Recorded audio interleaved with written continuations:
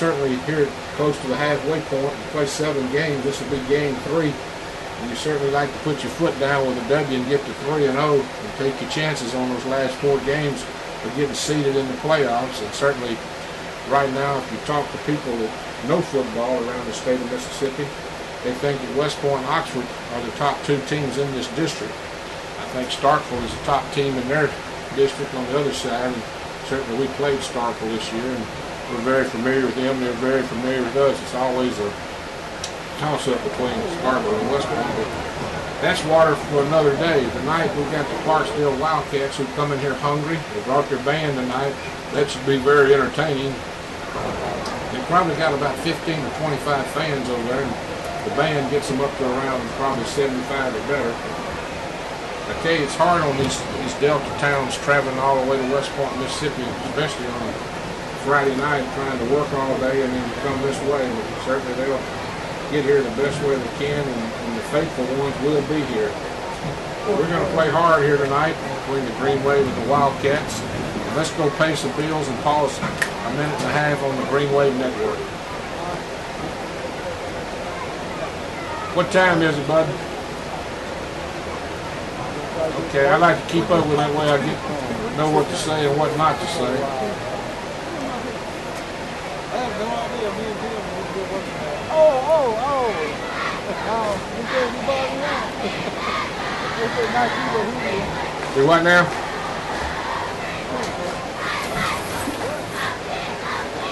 What's your last time? Yeah. I bet you are. Congratulations. What they gonna have you doing? Yeah. Well, I started talking some 40 years ago, and I'm still doing it. So good luck to you.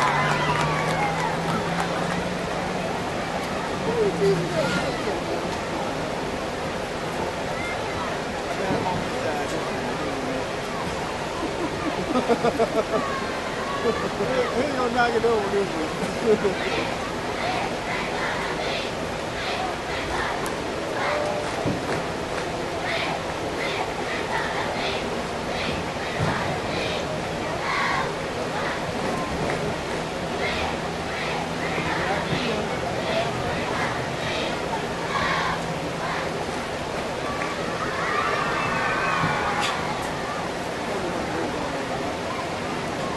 Welcome back, ladies and gentlemen. We're here at McAllister Field. I always love when people send me a message on my phone. I'm using my phone to do the ball game, so your message will have to be later.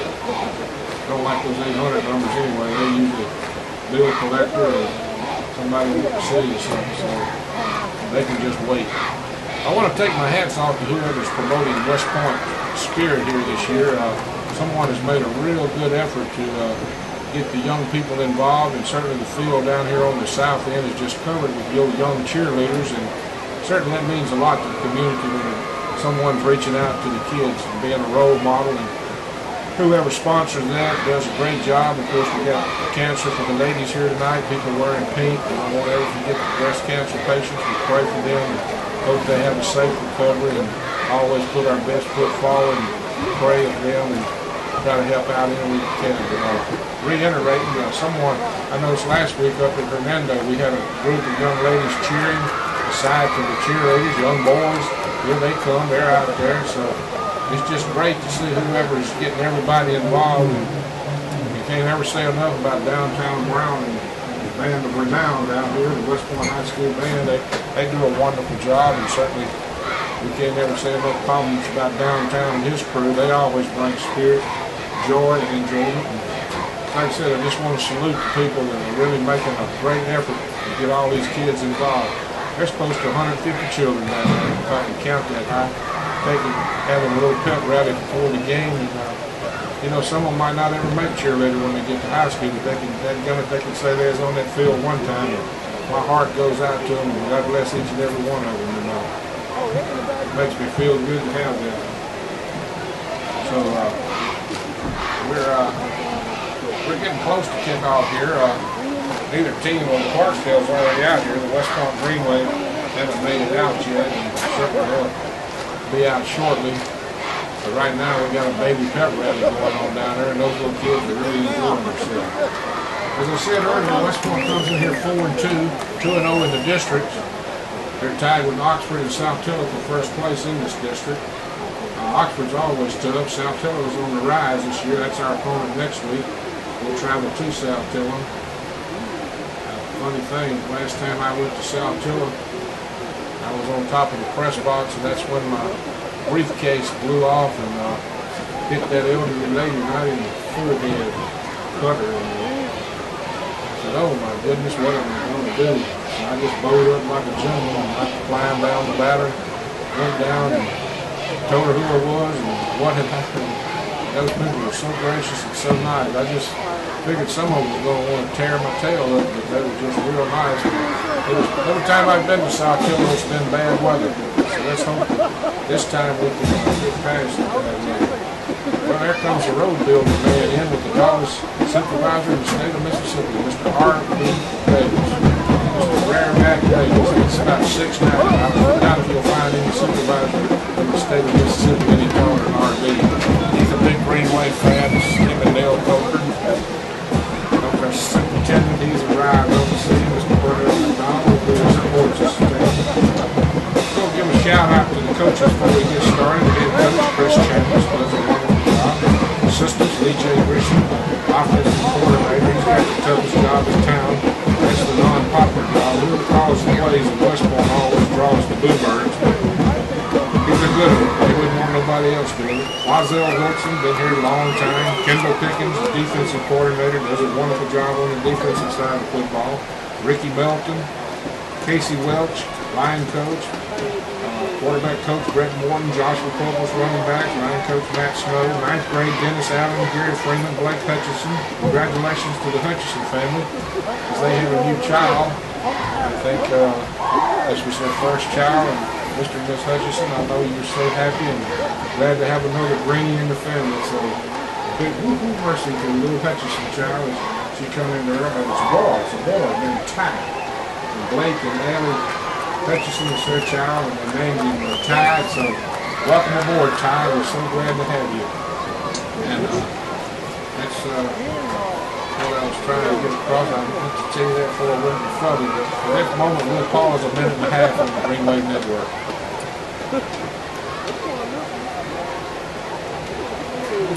Papa Smurf back there. Okay, we're getting close. What was my thought before I went to that child? I was telling something. Anyway, we'll wait till another day. Maybe it'll come back to me.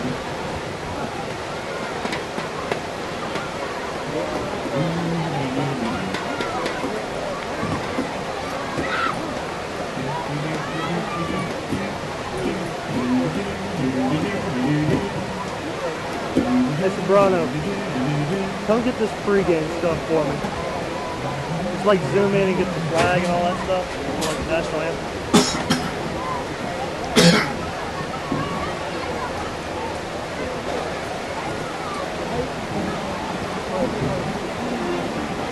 Do what now? No?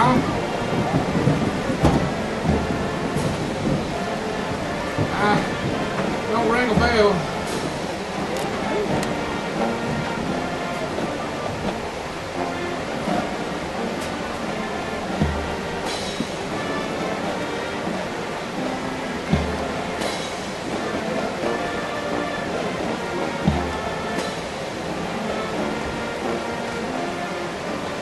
Welcome back, ladies and gentlemen. Trying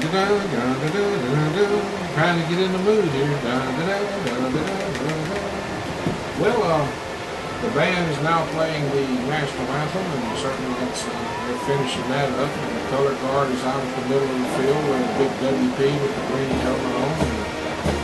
And I got this, in case you listen to me pretty regularly, you'll know some of the people I've called out, and I believe we've got Papa Smurf back on the West Point sidelines tonight to prove it. You know, when I called him Papa Smurf, he's an elderly gentleman, real nice old man. Same color hair I got, weighs a lot less than me.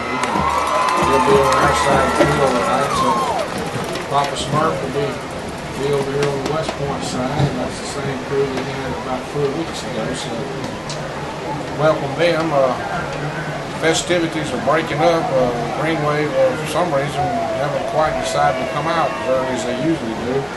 Clarksdale Wildcats been down here waiting for a while. The captains haven't even come out yet. So I guess it's all new with this new 7 o'clock starting time. So the captains came out. I missed it, but I really don't miss much. But for some reason, the West Point Greenway is yet to come on, even come out of the dressing room. Now they're sending the captain on there. They're beginning to exit the dressing room down there. I figured the captains would already be out here. Clarksdale's got their captains out there. And we're waiting on the Greenway captain. Looks like here they come. Yeah. Arriving here tonight. Coming in from the south end. Wildcats across the way, got number 1 and number 2 respectively, which is Cornelius Williams and Devin Booker, and number 13, Brandon Maiden, along with number 28, I believe that's the other captain they have, Kevon Johnson. So that'll be the captains. The captains for the Greenway tonight look like Riley Morton, one of them. Looks like Tez Lane. Have to wait till the other 2 put their back to them to pick up the numbers. Look, you know what way I mean, you know it's like number 27 for the West Point Greenway. That's TJ Minor. The other youngster looks like an offensive lineman. Looks like the way he turns his back to me to get his number.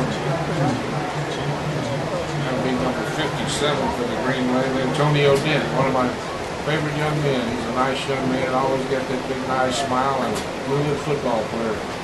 Doesn't start all the time, but plays a lot. So might as well be a starter. Plays what they play a lot of linemen, so they'll go out to midfield, and we'll get everything else out of the way early tonight, so we'll get to see the toss and the coin, see who wins the coin toss, and we won't be far away from kicking this one off. You know, Harper and Caroline Ruth, they did that job.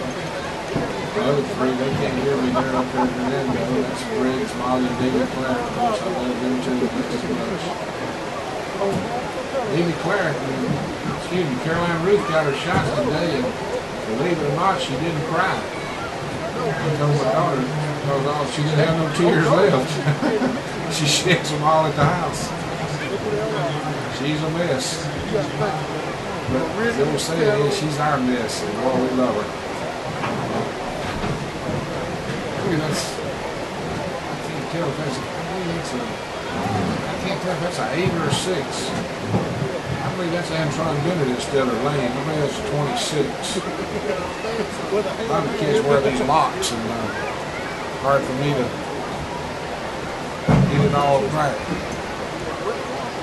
So all the everybody get their little set position here for the kickoff. Everybody got their little seat they always sit in. Everybody get their little yakety-yak in before the kickoff. Find out what happened during the week. It really is because it's more complicated than the design for complications. As usual, I didn't say who won the toss. Looking down instead of looking up. But we're just about ready to get this one underway. West Point coaching staff have made their way out. Here comes the big green. They'll get on the south goal post, and the Clarksdale Wildcats will get on the north goal post. We're just about moments away from football.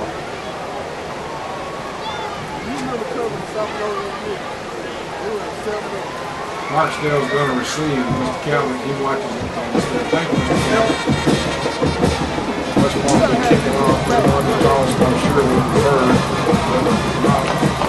Every mess of West Point Greenway will kick it off. The Wildcats will receive. I'm sure the Greenway will kick it off on the side.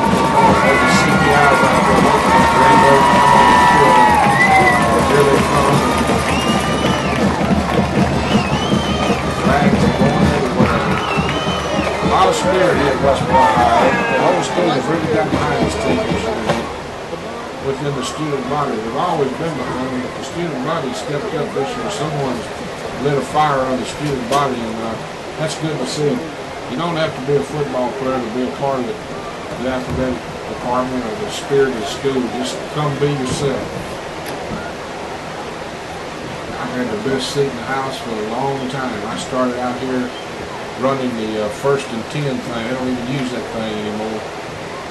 I've been either there or standing on the sidelines for, let's see, graduated at 65, so 35 and 47 years, 4 years, over 40-something years. And of course, I supported them over 50 years supporting the Greenway. Came here in 59. So that's 53 minus 4. 49 years of watching it and 53 years of being a part of it. So the Wildcats will come out to receive the football. I got one youngster out there with a club on his arm. He must have a broke hand, but they're going to let him play anyway. Number 5, run Tavius Morris. We'll get near him. Greenway will kick it off. El Toro Loco will come on the field. West Point will send their kickoff team out there. They'll get their youngsters lined up for this. They'll get Randall and Logan and Bennett, Thomas, Dent, Burgess, Ewing, Shaw Jones, and Aries Williams, the A-Train. They'll all go down on try to stop the return. So El Toro will set the football down at the 40-yard line. Fasten your seat belts, get the drink of your choice, smile at the woman across from you. Get ready to play some football. Woo, mercy. Green Wave and Clarksdale. Tighten your seat belt, folks. Here we go. El Toro Loco. He'll come forward. He'll kick a long driving kick down to about the 5-yard line where Stevenson takes it in out to the 10, the 15. They're still after him down the sideline. They'll finally run him out of bounds somewhere around the 25-yard line. And that's where the Wildcats will check their offensive unit into the ball game. Wildcats coming here 2 and 3. Pick up their quarterback and offensive starters as they come out. Looks like Cornelius Williams will be their quarterback. He's number 1. He's a senior. People arriving here. How you doing, young man? They're going to spread the field to both sides, receivers to both sides. Williams will be in the backfield, along with Young. He waits the snap, drops straight back. He wants to throw a long one. Got a youngster down there. Ball's up in the air, incomplete. AJ got back in time to maybe shield him off, but not. The youngster just dropped the football, the youngster being Cornelius Harper. So they sent Harper and Lee on a fly down the left side. Williams laid it up beautifully, and Johnson got there just in time to shield him off and knock him down. So young Brown, he's at the ball game. Good to see you, young man. 2nd down and 10. Williams gets his ball club split to the right side, flankered on the left side. He'll give it to his running back, and he'll try to go, and he cannot go. He's knocked down hard right there by a host of greenies. Big Daddy D there, along with like number 56, Ed Brown, number 4, Vontae Randall, who's starting on the defensive end there tonight. So 2nd down, about 13. Reed, Darius, and Brown on the front along with Logan. So they're going to move Brown to defensive end and put Reed, split Reed and Big Daddy D at the tackles tonight. They were a 4-man front. Williams gets them in a 3rd and 13 situation. Drops straight back, got time, lost one down the middle. Pass is going to be caught. Nice catch right at the West Point 40-yard line. He'll get knocked down there by a Greenway youngster. Number 4, Randall knocked him down to number 4, 1st down yardage. 1st and 10 for the Clarksdale Wildcats as they complete that one for some 26 yards. It'll be 1st and 10 at their own 42-yard line. Nice pitch and catch. Williams throws a pretty ball. Hangs it up there pretty good. So up to the line of scrimmage they come. 1st and 10 from their own 42-yard line. We're just underway here. He'll give his fumble on the play. The ball's on the ground. Let's see, they're fighting for it. The green wave signal, they have it. We'll just wait till they unpile them. No, coming out of that pile looks like a Clarksdale youngster to me, number 53. No, they're going to give it to the green wave. He snatched it away from the green wave after they had the ball, after they blew the whistle. So the first turnover of the night goes the way of the big green, and they'll bring their offensive unit into the ball game. So Clarksdale had a little something going from their own 25 out to their own 43, but the Green Wave force the turnover, and they'll take it over at about the 43-yard line. As Des Lane will bring his offensive unit on the field. They'll get in the shotgun formation with 2 splits and 2 slots. They'll await the snap. Bring a man in motion. They'll give it to Randall. He needs a block. He's got the 45. Puts it outside, still on his feet. Bounces down with a penalty flag on the play, and right away it's dropped to Hanky. He had good yardage down to the Clarksdale 30-yard line, but holding right off the bat against the West Point Green Wave. So that's how we'll start the first offensive possession for the Green Wave, with a holding penalty that will force the Green Wave back into their territory. It'll be 1st and 20. Holding call against the West Point Green Wave. So they'll step this one off. I think they're going to call it after, they're going to take it from the point of where he threw the infraction, so that'll move it back and make it 1st down and about 17. Ball right on the other side of the 50. So 1st and 17. Holding call against the Green Wave. That's how we start the contest offensively. We'll come back out in a shotgun formation. Bring the man in motion. Lane will keep it inside himself. He faked it. He'll pick up good yardage down the line, but he'll get that 7 back that we lost on the penalty. So it'll be 2nd down and 10. We'll just rewind it at 2nd down and 10 yards to go. We'll make it 11. We'll bring Reed in the ball game. They'll also get Starks in the ball game. They've been playing a lot of different people here, making offense and defense. So they'll get up to the line of scrimmage. Freddie will play tight end along with Minor. Starks will be the up back. The A-Train will be the D back. Lane barks out his signals. He'll give it to the A-Train, and boy, he had some grass in front of him, but they blew it dead. Let's see what this is. Usually when they blow it dead, it's an infraction before the ball snaps. Offsides. Well, I think they're going the wrong way. Holy, come on back here, my friend. If it's offsides against Clarksdale, you would do-si-do in the wrong way. Now you do-si-do in the right way. They'll move it down to the 40. It'll be 2nd down and 7. Communications is very good in all types of management. The referees is management. Up to the line, Lane gets his ball club up, a double tight end formation. He'll fake it inside. He's in trouble. Breaks it down, trying to get outside, and he'll jitterbug back to about the 38-yard line. And Lane probably might have wished he could give that one to Williams instead of keeping it himself. He was going to fake it and go long on the pass, and he did make a couple of yards, but it's 3rd and 5 now. Green Wave will send Roger Thomas in at fullback. Bring Randall, bring Patterson back in the ball game. Just underway here at West Point, Mississippi. Forsythe out over the ball. I formation, the A-Train dotting the I. Lane barks out his signals. He'll give it to the A-Train. He'll take it straight up inside. He'll fight for that 1st down. He looks like the big train is smoking again tonight. That he's going to have 1st and 10 down around the Wildcat 33-yard line. They went over on that left side behind Hampton and Humphreys and company, and it's 1st and 10 for the big green machine as they give it to the A-Train. That's not a bad choice if you're the conductor. 1st and 10 for the big green. The ball resting at the 33-yard line of the Clarksdale Wildcats. We're in the 1st quarter, 8:47 and counting. District affair here in West Point, Mississippi, in the Valley of the Green. They'll get Prince out to one side. They'll bring Patterson to the other side.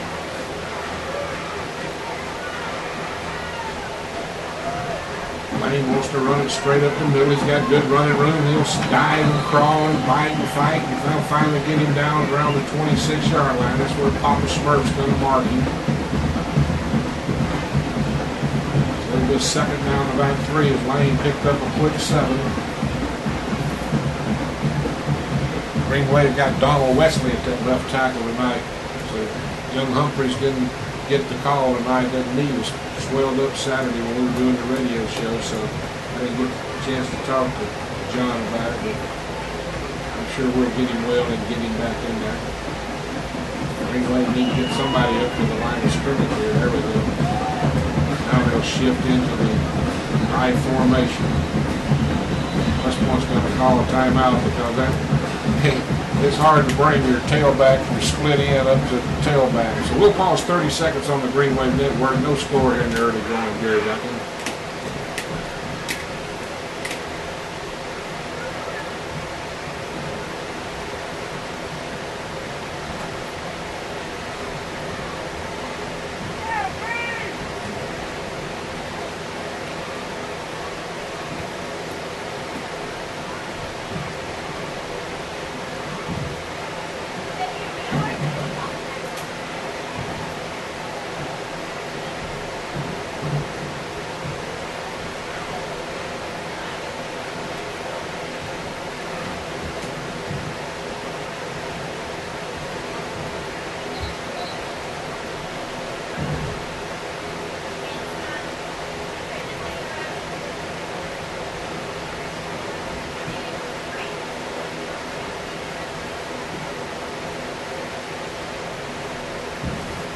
Welcome back, ladies and gentlemen.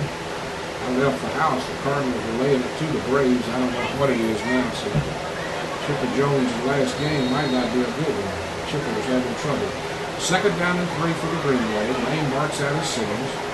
He'll drop straight back. He wants to throw long. Got a youngster out there. Went high in the air and couldn't make the catch. And that could have been a penalty against Clarksdale for a hit after the throw. He went high in there. Howard went high in there to try to catch it and couldn't pull it in and bring a third down and 3 yards to go. Two downs to make 3 yards, you think. That's why they took the shot at the long. So they'll get youngsters back in the ball game. They'll bring Prince and Patterson back in the ball game. They'll break the hole. They'll get Forsythe out over the ball. Donovan, Hamilton, Wesley, Morton, and Minor. They'll have Thomas the up back. They'll have the A-train dotting the I.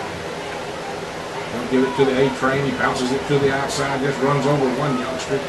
He'll be close to that first down. A whole host of Wildcats hit him, but I believe the train was leaning forward enough. This is not a first down. It'll be close as Dix had been, or tight as Dix had been. They're marking it 4th down. So 4th down and short. And they'll bring a play in from the sideline. Darius Wardlaw will bring the play in from the sideline.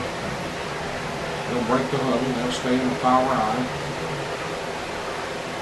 I might give it to Thomas right here. They wouldn't be looking for Thomas. They do give it to Thomas, and he'll bull straight ahead for the first down. Well, I got to call a play tonight, and I called it right on the money. I told you I'd give it to Thomas, and that's who they gave it to. 1st and 10 for the Big Green as Thomas leans forward for a nice 3-yard gain.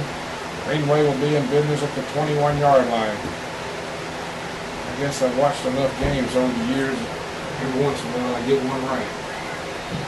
It'd be the logical thing to do because we only need a half a yard. Why not give it to the first back in there? 1st and 10 down to Wildcat 21-yard line. The Green Wave on the prowl. They forced a turnover. They'll go to single back formation. They'll bring a man in motion. They'll give it inside with an A-train. He fights it inside. He bangs it down to about the 16. Give him a quick 4 or 5. We're lucky we didn't get called for a penalty for motion that time. Somebody was very liberal with their flag that time. We brought a man in motion, and then our cornerback moved up while he was in motion. They didn't call it. So 2nd down about 6, long 6, short 7. 6:02 left here in the first quarter. Early start tonight at 7 o'clock. Lane gets his ball club up to the line of scrimmage. He wants to roll to the right side. Wants to throw out here in the flat. Had a youngster wide open. He couldn't get it to him. And Patterson made a diving shot for it. And every time we throw a pass, it brings the Bluebirds out.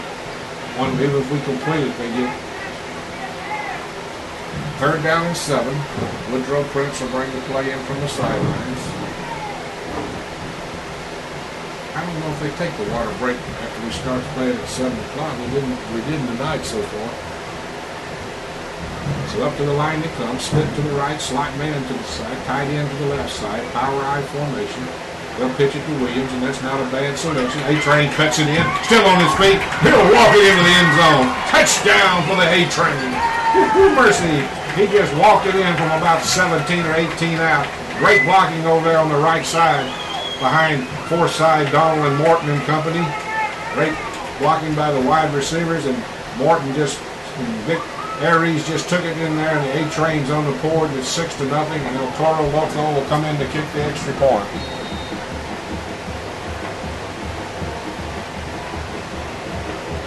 Loco's booing them good in warm-ups tonight. Ball's down, kicks in the air, high and long, and right down Broadway. Ole, El Toro Loco kicks point number. Let's see, 1, 2, 3, 4, 5, 6. That's it, 6, 5, 6, 7, 7. All right, 7. Get that right. So 7-0, the Green Wave leads. The referee's having a little huddle up down there. A little pep talk. That's good.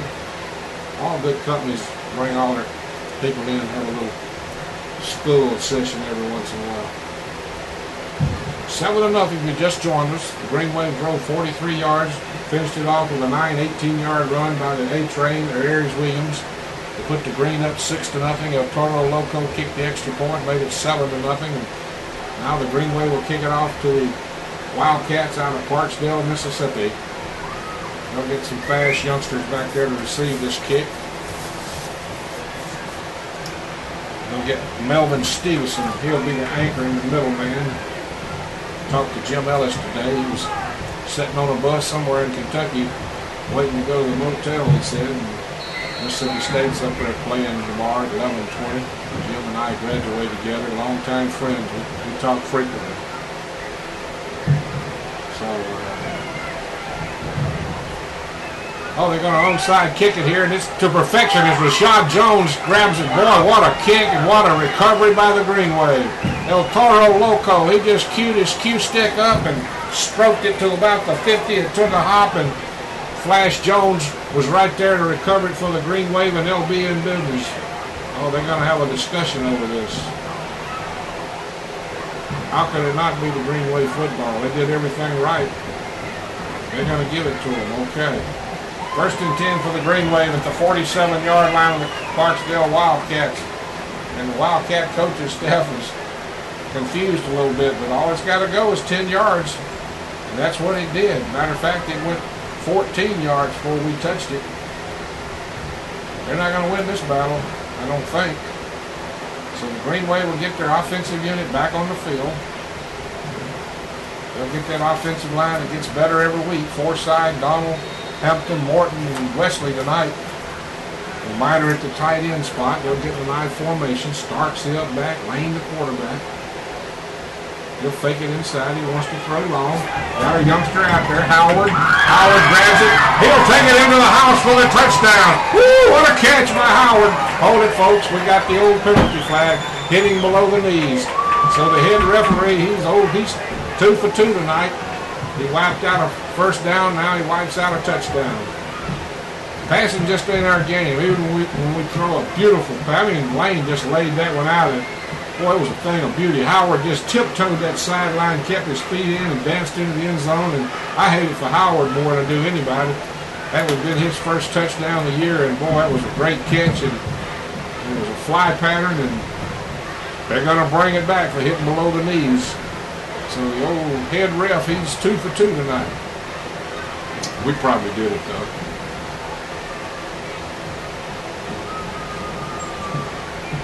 Hey, look, the referees right now, they're a little bit, now they're going to step it out, step it off, right? That's a big one, too. That's going to move it back inside our 40-yard line to about the 39. That's a long one. Let's see, that's 15 yards. That looks like a long 15 yards to me, but that's what it is. So Lane will get in the shotgun formation. He'll wait the snap. He wants to run it around the left side, looking for some blocking. Cuts it in at the 40. Jukes him at the 45. Fighting, striking, stepping his way all the way to midfield. So he'll pick up about 11 yards. Great run there by Lane. Lane gets better every week. Boy, he laid that ball right on the money. Howard made a great catch, and he just tight-roped that sideline. A thing of beauty. And really, you have to get excited around West Point because we never have set the world on fire in passing. We've been a running team as long as I can remember. We mix in a little passing occasionally. But that was really something I hate to see it called back for Howard's benefit. So they'll get in the shotgun formation. The A-Train will be the tailback this time. He'll take it and run it. Oh, we got penalty flags. We can't get going here tonight. They're dropping that little snot rag quite regular here tonight. Illegal procedure against the Greenway. A-Train was finna get his momentum going on that one. He was going to fake it to Tiz, but I guarantee you he was going to keep it. So it'll be second down and about 18 yards to go from the Greenway 44. They'll get him up the line of scrimmage. Lane will move back to the quarterback slot out of the shotgun formation. He'll bark out his signals. Wants to roll to the right side. Trying to get outside. Wants to throw it out here and completes it to Patterson. They're going to give him the catch. Yes, they are. Nice diving catch by Patterson at the Clarksdale 48-yard line with another penalty flag against the Greenway. And the Greenway offensive line are just killing us right now with penalties. Going to get them for holding this time. So the boys in the striped suits are right now they're large marge and in charge. But if you do the crime, you do the time, and undoubtedly we're not executing on the offensive side of the football to suit the refs. So this is going to move it all the way back inside the 30 down to about the 28. And my arithmetic is about gone. I don't even think I can count that on my two hands and my toes. It's way further than 20, I'll put it that way. Third down and second down and a country mile. They'll fake it inside, and Lane's going to trip and fall at the 20, and it's getting even long. Now we're going to get a 15-yard personal foul against the Wildcats. And, you know, the kid didn't do it really to be mean and ugly. He didn't know that the kid was really down, and he just came in and shoved him back down. And in defense of the youngster for the Wildcats, he's gonna have to pay the price for it. But I really think when Tez bounced up so quick, he didn't realize that Tez was down. So Tez fell down at the 20, which was a loss of 8. Now they're going to step 15 back off. But I don't know if it's going to be an automatic first down or not. It's a dead ball, personal foul. Going to move it out to the 35. So it's still going to leave it at second down. So, no, it's going to be third down, excuse me. So, third down and a long, long way. So they'll get in the shotgun formation. He'll await the snap. He wants to roll it and run it around the left side, looking for blocks. Turns it up, across the 45 with a holding call again. They're going to get West Point for a hold again, and Face is going belligerent. Brother Dale, you're going to have a conference with Face. His blood pressure is running out of sight right now. Face Alexander, long-term Greenway fan. He's up in arms. I don't know who he's mad at. Down goes Face. Oh, Face, he's working. If I paid to get in, I'd want to sit by Face just to have a good time. So now they're going to step this one out. And folks, this is boring right now because all they're doing is running plays and getting penalized. And you hate the 7th game of the year. You're doing this on your home turf. This ain't the way you like. I don't like calling them this way, and I'm certain you wouldn't want to watch it this way. I would think they would decline this. Holding going to be declined. It's going to be 4th down from the Clarksdale 47-yard line. And, you know, if I was Chambers, I'd go for this just to spite the refs. No, I'm just kidding. 4th down about 10 yards to go. They'll send El Toro Loco in to kick it away. That was quite an offensive show not to get anything to show for it. There's about 4 penalties on that scenario. 3 on West Point, 1 on Clarksdale. I guess the best way to describe that was sloppy. So Loco accepts the snap at his 40, kicks it away and shanks it off the right side of his foot. Going to take a Greenway roll down to about the 25. Not a real good effort on part of El Toro. I know he'd love to have that one back. That was about a 26-yard kick with no return, so I guess it's at the 20. So if he'd have kicked it long and kicked it in the end zone, they'd have got it at the 20. So one way or the other, it's 1st and 10 for the Clarksdale Wildcats, and they got to feel like they escaped the bullet that time as they only trailed 7-0. West Point's dominated the stats, but they've also dominated the negative stats, and that's penalties. So the Wildcats will break the huddle. They'll get Jones out over the ball. Williams and Packer in the backfield together. Make that Booker.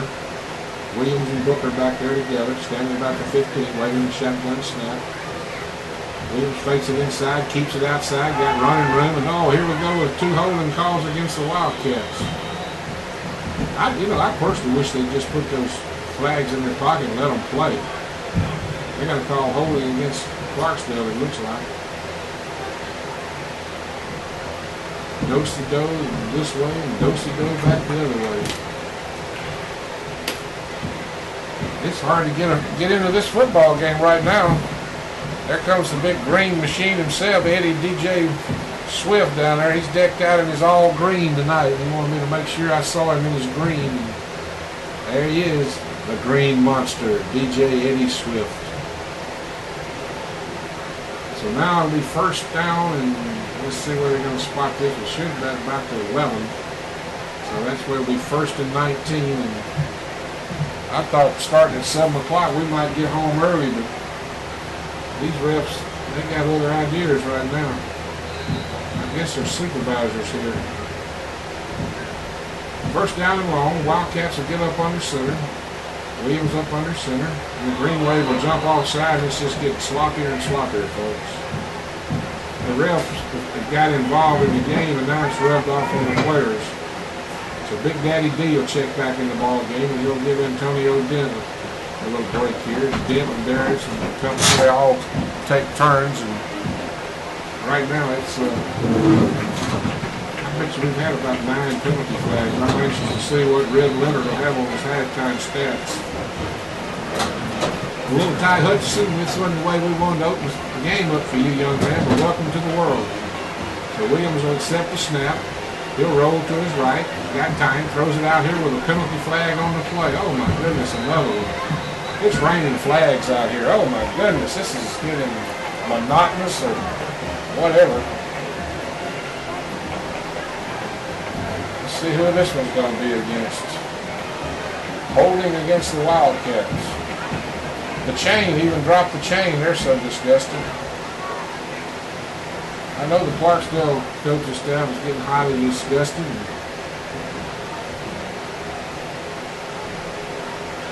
Wow.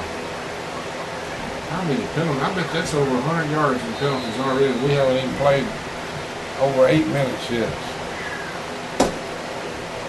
Man, this is boring. Come on, folks, let them play. Or come on, guys, play clean. Let's play football. 1st down and long for the Wildcats. Ball back around their 8-yard line. They suffered 12 yards in penalties on these 2 holding calls. And what we got now? Timeout, Clarksdale. Well, let's pause 30 seconds on the Green Wave Network with the Green Wave leading 7-0. We'll be back in 30, folks. Get monotonous and disgusting.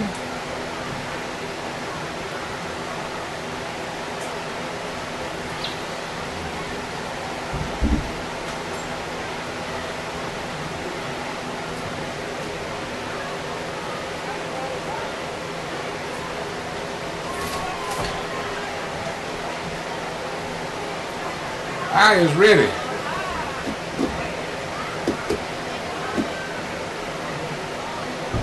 Welcome back to Drop the Handkerchief, ladies. I mean, Green Wave football.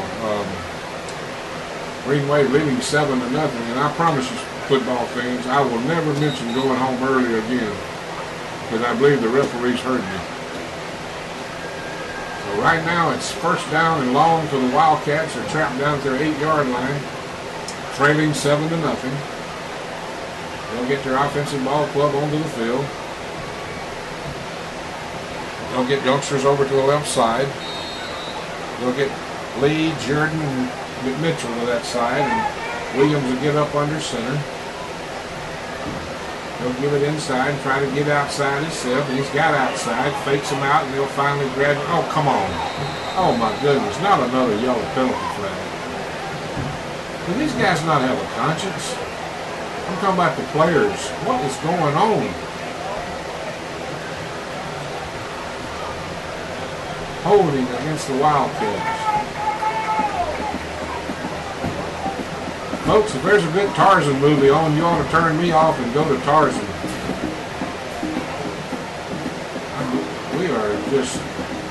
We're in a penalty contest out here tonight.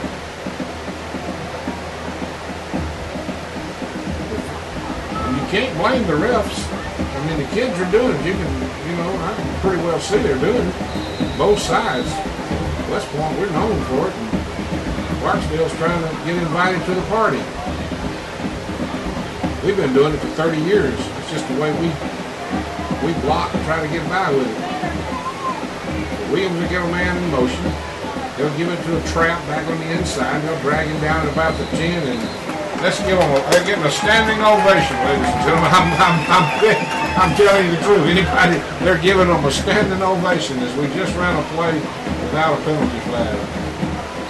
And Booker picked up 2 yards to about the 10. It'll be second down and 20. That's very unusual when the crowd gives the refs a hand for non-penalty. Of course, it's not the refs' fault. They're doing their job. Both teams just got to quit that doggone holding. So Williams gets him up in a shotgun formation, fakes it inside, wants to throw it across the middle on a slant. Nice pitch and catch out to about the 22-yard line. That'll bring up third down to about 8. Picked up about 12 on the play. Nice catch there from Williams to his wide receiver, Rontarius. Like at Troy Johnson. So that'll bring up third down to about 8. Stevenson will check back in the ball game, and Williams will get his play from the sidelines. Wildcats have got some talent offensively. You can tell they've got some receivers, and Williams can throw the football. They protect him pretty good, too. They got a big offensive line. Chambers told me they were pretty good offensively. So they'll line up on a third down. Williams has got time. Wants to throw an out pattern out here. Oh, in and out of the hands of the receiver. He dropped it at about the Greenway 45. AJ had the coverage and came in a little bit late, but the receiver was there and the ball was there. It was just a matter of not catching it. So that'll bring up fourth down, and the Wildcats will have to kick it away here in this flag-oriented first quarter. So they'll bring their kicker into the ball game. Looks like it'll be number 14, Terrence Mitchell. Terrence will stand at his 10. He gets time. Kicks a nice driving kick. A-Train will take it in to 45. Cuts it outside at the 50. Cuts it back inside, looking for blocks. Down to about the Wildcat 43-yard line. So for number 51 is there to park him right there. Sam Marshall. So Sam Marshall with the tackle. It'll be first and 10 for the Green Wave inside with a penalty flag on the play. Can you believe it?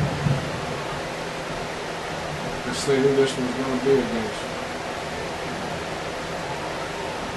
Illegal receiver, they're going to decline that one, surely. Decline it, Coach. Pedro's wanting to decline it, I know. I didn't get to see Pete tonight. He was late getting here. I don't know where old Pete was. So the Green Wave will have it at the Clarksdale 44-yard line with 24 ticks. Maybe if we can get through this first quarter, we might can get to the second quarter and get a little continuity fluid about this ball game. So far, it's been pretty sloppy. Both teams have really abused the penalties.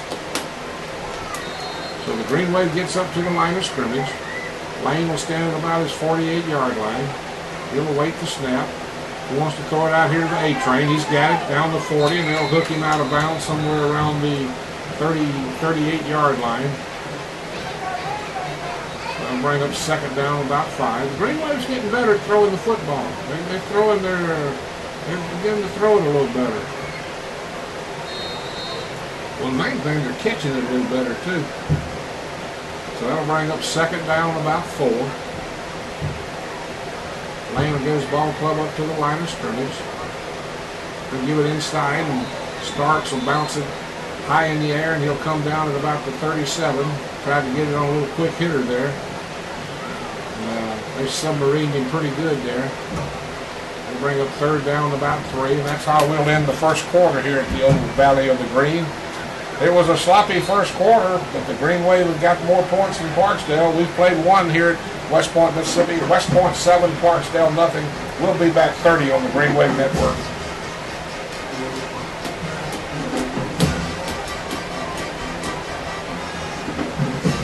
That was a sloppy first quarter.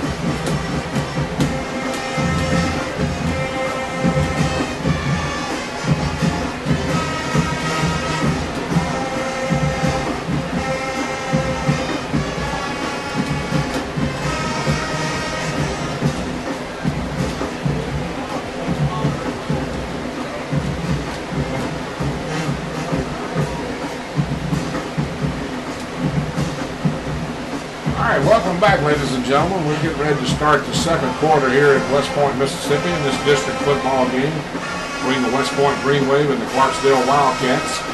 West Point Green Wave leading it 7-0. It was a very sloppy played first quarter. Green Wave actually moved the football at will, but due to penalty flags, couldn't get anything out of it. Clarksdale, on the other hand, could never get themselves out of the hole for penalty flags, so it's just been back and forth holding calls on both offensive units, and that's why we stand at 7-0. But Green Wave looking at a third and 3 from the Wildcat 37-yard line. Clarksdale trying to get a stop here, trying to get the football back. The Green Wave trying to precede right on down the field. They'll have a high formation with Lane at quarterback, Thomas the up back, and the A-Train dotting the I. Mary's Williams at tailback. Third down and short. Lane barks out his signals. He'll give it inside to the A-Train, and he'll just ram himself down inside the 35 to about the 32 or 33.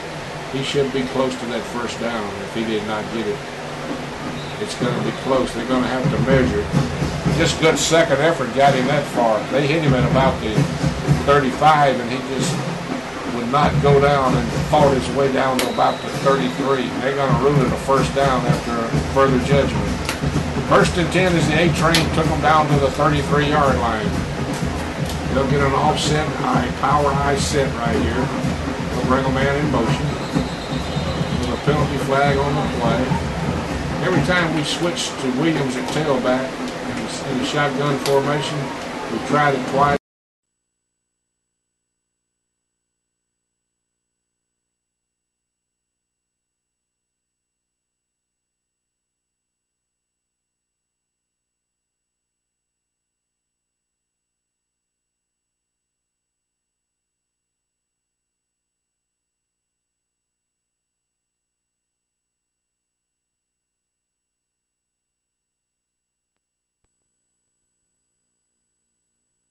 Breaks it outside to the 35, cuts it inside, and lowers his head down to about the 26-yard line. He'll pick up that 5 and plus about 6 more, it looks like. Moving down around the 26-yard line. He's going to get about 7 more. Total about 12 or 13. So he'll bring second down about a long 4, short 3. So Lane will get him up to the line of scrimmage. Starks the up back. He'll mark out his signals. He'll roll it out. He's got wide open place to run. He throws it to Minor. Minor cuts it inside, and he'll take it for first down yardage down to about the 15. They're beginning to feature that big tight end. And T.J. Minor, after catching a touchdown last week,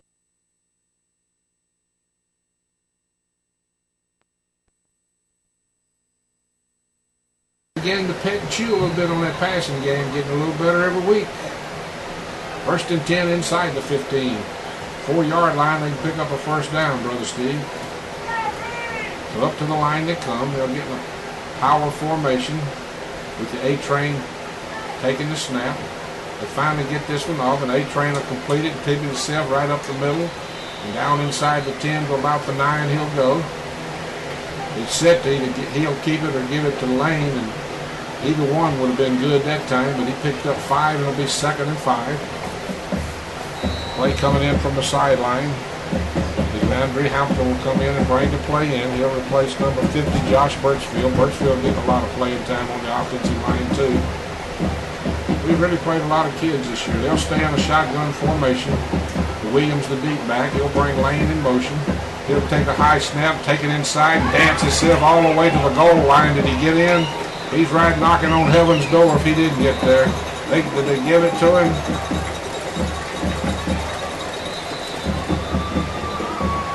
I don't think they give him a touchdown. Should be goal to go, nevertheless. They're having a confrontation right down there by the goal line. That's a long way from me, so I never did see touchdown signal. Touchdown! They finally talked it over and got it right. So the A-Train takes it in again from 14 yards out and puts the Green Wave up 13-0, extra point coming. They put the big A-Train in the shotgun formation, and he just took a high snap and just pranced it right into the end zone. So El Toro Loco will come in to try to kick the extra point. Penalty flag on the play. Who would have thunk it?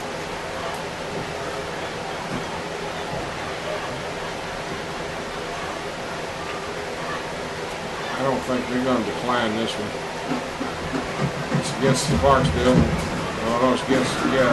I don't know how you get an illegal procedure on the defense, but he just signaled that.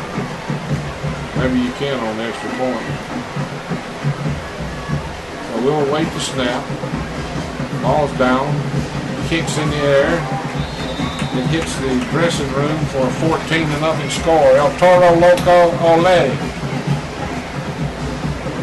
The Green Wave leads at 14-0.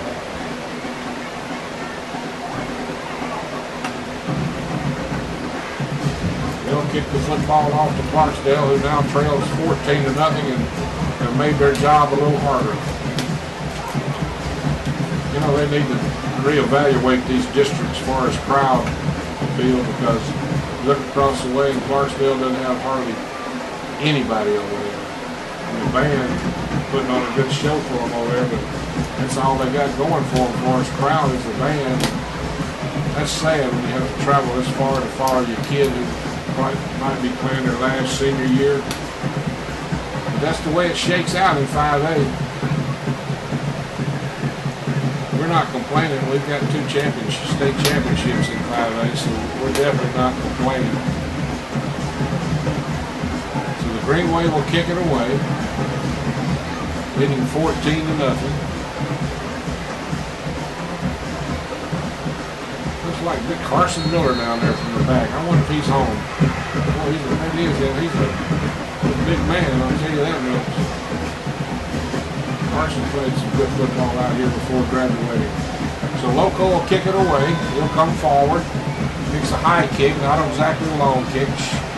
Shelton will take it in about the 10, looking for somewhere to go. He's in trouble, and he's going to get hog-tied and throw down around the 13-yard. That was great cover. That was a great kick as far as a high kick. I mean, he kept it in the air for a long time, and Rashad Jones and company went down there and made the tackle. They'll bring Big Lyndon Johnson in the ball game. Lyndon will get down the defensive tackle. He'll alternate in there with him. He's a kid that's coming on good. Big, tall, rangy, 270-pound youngster. Can be just as good as he wants to be. So the Green Wave will dig out. Johnson and Dean at the tackles. Burgess and Bennett, the inside linebackers. Williams will make the snap. They'll keep it at 7, and Burgess will knock him down after about a yard or 2 gains. Boy, Burgess is he's become a great inside linebacker. He was lost as a bad lady at a party when he first got there. But boy, he's hung around and really caught on to what's going on. Dent and Johnson putting pressure that time from inside, busting the blocking scheme up, and Burgess just ran it down. Ed Brown at defensive end, Logan at the other one. Williams will bark his signals out. He'll give it inside on a trap. There's Burgess again. He'll hold him up before Freddie and company can get there and knock him down. Good play by Bennett. Number 4 for the Green Wave, Devontae Randall. Reed will get a break, move out to defensive end, and they'll move Dent and they'll move Brown back inside. They just alternate them in. Big Daddy D taking a break right now. Coach Pickens just alternates those defensive linemen in and out. Third down possession down. Williams wants to roll to his left. He's got time. He lofts it out here. Got a receiver out there and overshoots him around the 40. Great coverage there by A.J. Johnson. Sam Marshall, the center for the Clarksdale Wildcats. So it'll be fourth down. Wildcats will check their punting unit in. They'll get Terrence Mitchell in. And the A-Train and Patterson will camp at about the 50 awaiting this kick. Congratulations last night to the ninth grade team. They won the Big Six. That's the highest conference you win in junior high around this area. So Mitchell kicks a driving kick. Williams will make a fair catch at about the 48. And he didn't have to make that fair catch that time, but it's a good thing he did because he tripped as he was making it. He fell backwards, but he hauled it in. The Greenway will be in business at their own 48-yard line, leading this contest 14-0. It's been ragged at times due to penalty flags, but when settling in, the Greenway would really look good at times offensively. Defense has done real well. You can tell the Greenwave's a better football team, but they've hurt themselves a lot in the penalties. What is this all about? I never thought. Okay. Clarksdale had me fooled. They was holding up like they was an offensive team, so Lane gets his ball club up to the line of scrimmage. He'll give it inside and fake it, keep it himself. Still on his feet, dancing, jitterbugging, one-stepping, two-stepping, hopping all the way down to about the 33-yard line. Here comes Peter Cottontail.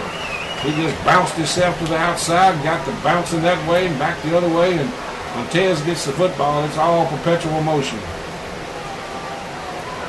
He can thrill you just with that kind of, I bet he's a great dancer. He can shake to the right and shake to the left, boogie to the right, boogie to the left. Get up on the good foot, Carolyn. First and 10 for the Big Green Machine. Ball down at about the 33-yard line. Tez will get in a shotgun formation. He'll bring Patterson in motion. He'll give it to the youngster around the right side. He's getting outside with a penalty flag on the play. And Patterson's still on his feet. And he might take it all the way in the 10 to no avail. The old holding call out there. See that was broad as daylight. We certainly did the crime that time.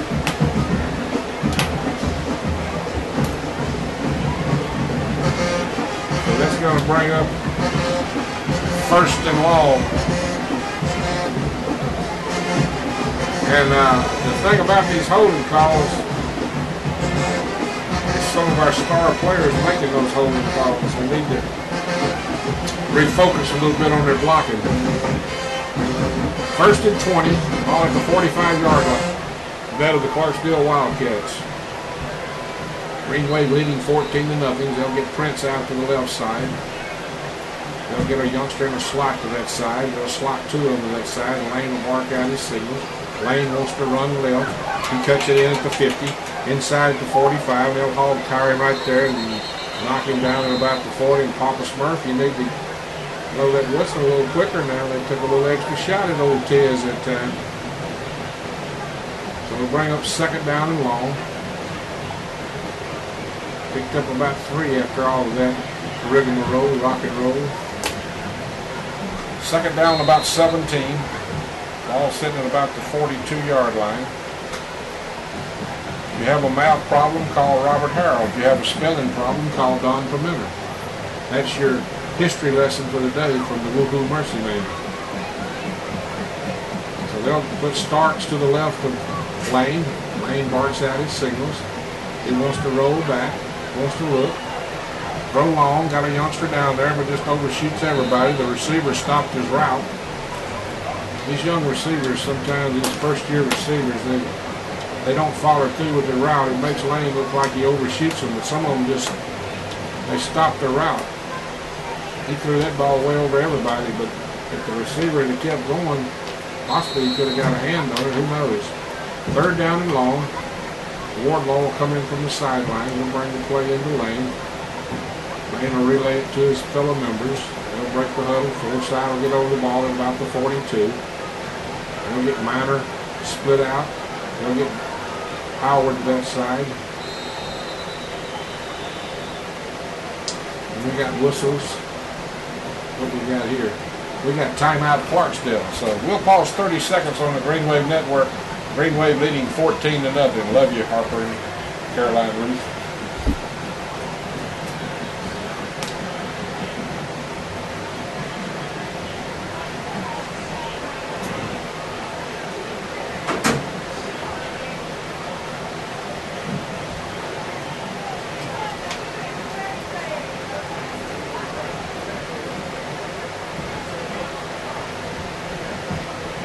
I got you, Daddy-O.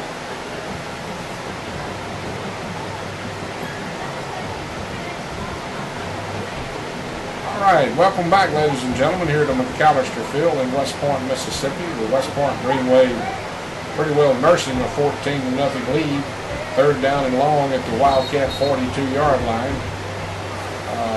It's been anything but a thing of beauty, but it's been some pretty plays. It's been great effort, but a lot of the effort's been with the wrong blocking techniques.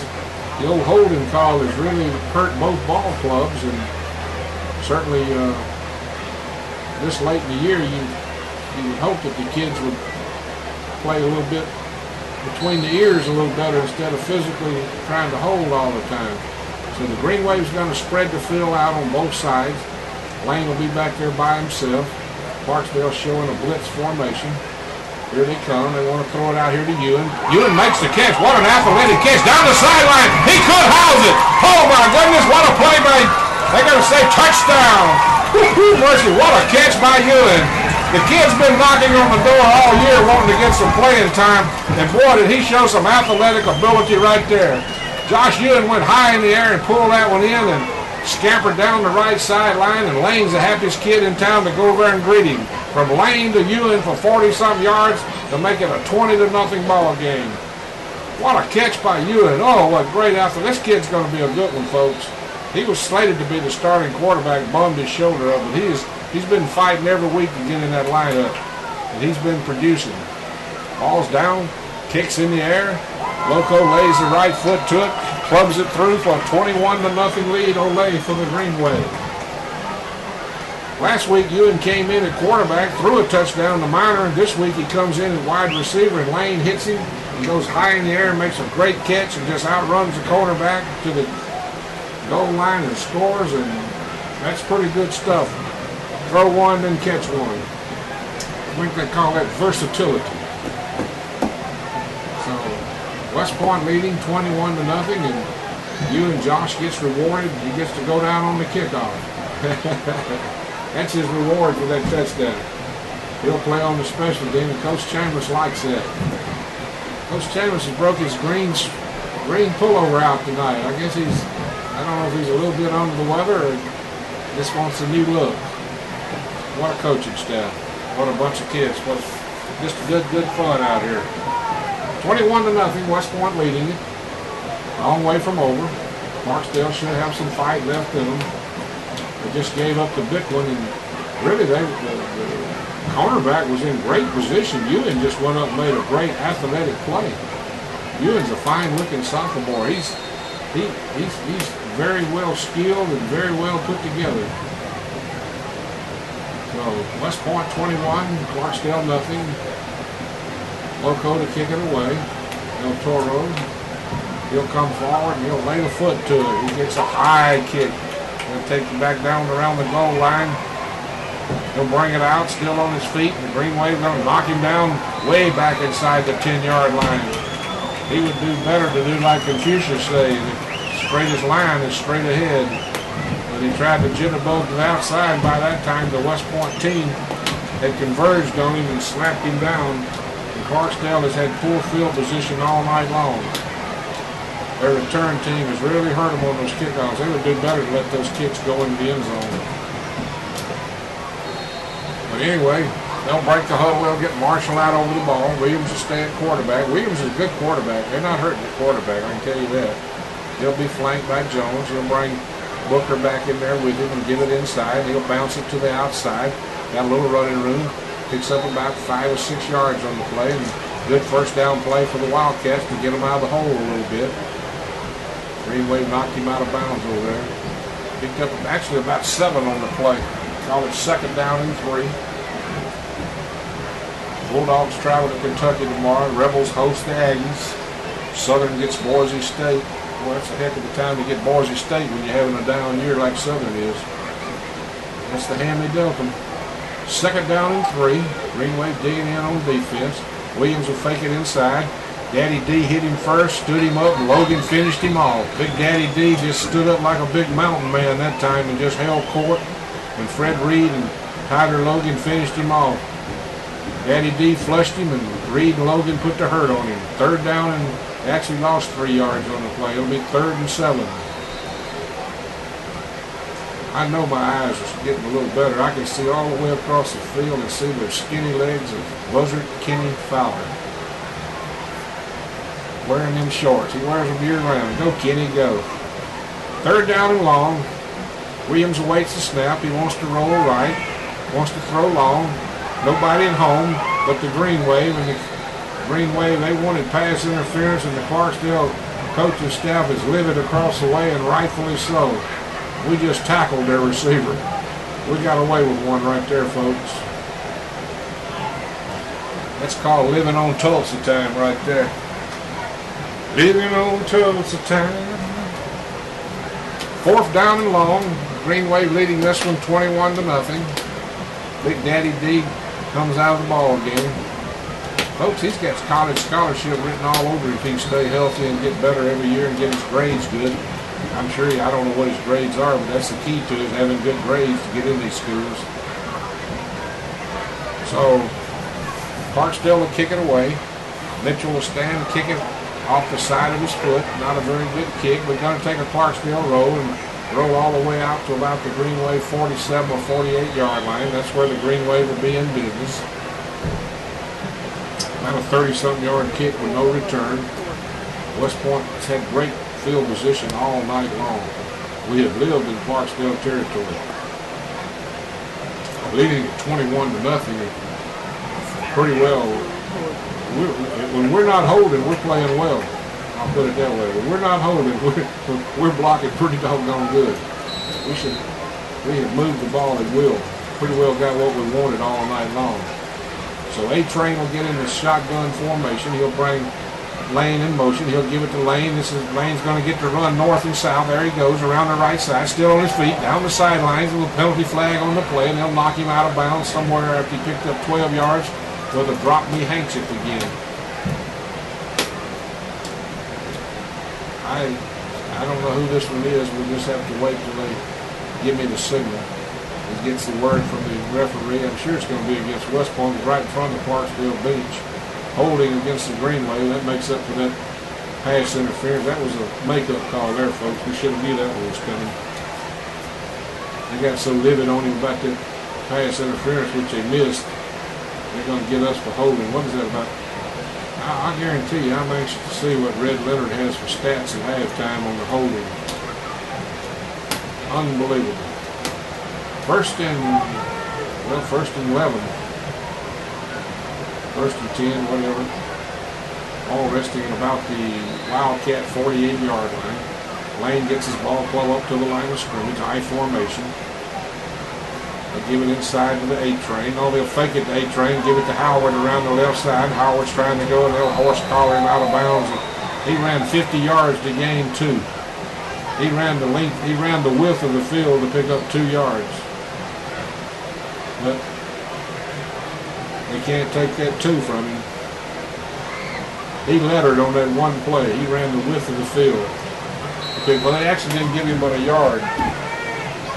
Whatever, how wide the field is, he ran that and picked up a yard. So, 2nd down and 9. Lane gets his ball pulled up to the line of scrimmage. He'll move his tight end over to the right side. He'll give it inside to A-Train, bounces it inside, down to about the 41. They'll finally hog tie him right there, but not before he picked up a quick 7. A-Train doing his thing. Aries Williams, he's just a junior, folks. Great blocking by Forsyth, Hampton, Wesley. Donald and Morton and Minor. So the Green Wave will break the huddle on this third down about 3. They'll get a youngster to the right side and they'll split one out to the other side and they'll stay in an I formation. They'll give it inside to A-Train. Why not? He just bangs his way down to about the 37 or 38 where he'll throw him back. It'll be close. Clarksdale's been tough on the inside at times. It should bring up either 4th and short or 1st down depending on the spot. We'll just have to wait and see where they spot it. Papa Smurf's going to spot it with his left foot. That's usually a good indication it's a 1st down. But they want to, yeah, it is a 1st down. So 1st and 10 for the Green as they continue their dominance on offense here tonight. Prince will bring a play in. Howard will get back in the ball game.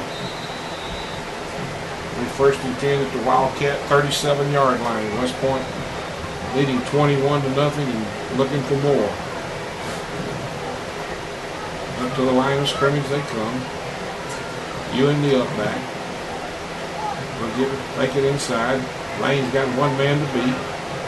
Coming around the sideline. Ball's on the ground. Fumble. They're fighting for it. They're still fighting for it. Looks like the Wildcats have the turnover. So the Wildcats forced the turnover. Lane gave it away at about the 38. Howard had a shot at it. He couldn't corral it. And the Wildcats forced their first turnover tonight. This is as decent as field position they've had tonight, and I guess rightfully so. They hung in there and forced the turnover and at the 2:49 mark, and Green Wave blew a golden opportunity to put us some more points on the board. West Point leading 21-0. About 2.5 minutes to halftime. Sloppy played first half. Not from lack of effort. Don't ever get me wrong, folks. Everybody's giving effort. It's just been sloppy. Too many penalty flags and poor blocking. Williams takes it out to about the 40. I'll tell you, Williams is a good football player. He's a one-man wrecking crew for Clarksdale. I like his style. I like his attitude. He pops right back up. He picked up a quick 7 on that on the left side. They just took it straight ahead. They would be money high just to snap it straight to him and go right at West Point. They might could get back in this thing a little bit. But coaches don't do that a lot. They love to alternate the plays. They'll bring a man in motion. They'll fake it. Williams that time should have given it, and a whole host of Greens there to knock him down that time. Freddie Reed, one of them. Ed Brown, one of them. Like the inside linebacker, Burgess got him a little piece of it. Be 3rd down and 5. Every time they try to fake it and take it back up in there, we nail them. They just snap it straight and go ahead. They have a lot of success. 3rd down and short. Williams awaits the snap. Drops straight back. Throws long. Got a youngster down there. Just couldn't overshot him. They like it. Just overshot everybody. Pretty good coverage by the Green Wave secondary. So that'll bring up 4th down. The Green Wave will get one more shot at it before the half. Leading 21-0 with a minute and 35 to go. I don't think it would make anybody mad if we ran that minute and 35 out and got to halftime and talked over those penalties. They need to address that, that's for sure. Mitchell kicks a driving kick. Williams picks it up to the 28, cuts it inside, scrambles out to about the 37, about a 9-yard return. He does it all, folks. He comes out leading the band at halftime. The A-Train will have done about everything you can do here tonight. 1st and 10 for the Green Wave from their own 38-yard line. They lead this contest 21-0. They'll bring their offensive unit in with a minute 23. I don't think they would air it out right here, but they might.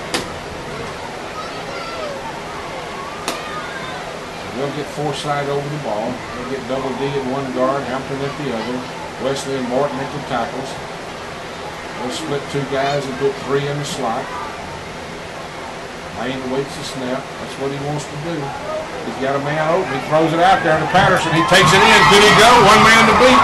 He fumbled it out of bounds. He caught it and tried to cut it, but he'll have 1st and 10 at the Wildcat 21-yard line.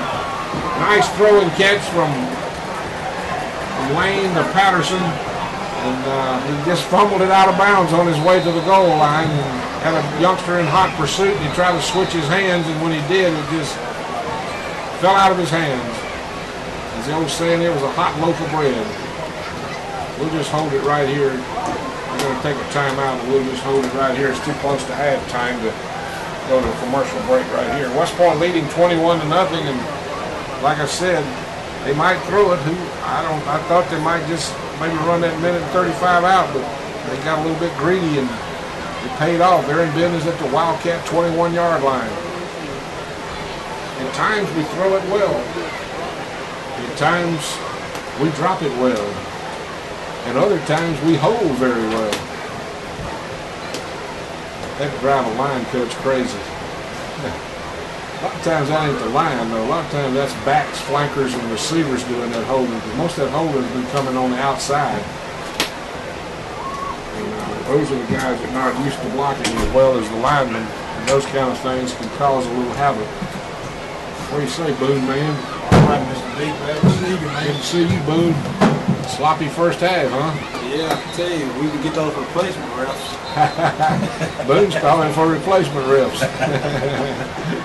I'm going to rest my case and just let them be the refs. Been doing it too long. The refs do a good job. They make it hard on you sometimes, but they won't beat you. They'll just prolong your misery. Most of the time, they'll be 85 to 90% right. So the Green Wave will get up to the line of scrimmage with a minute 14 left here in the first half.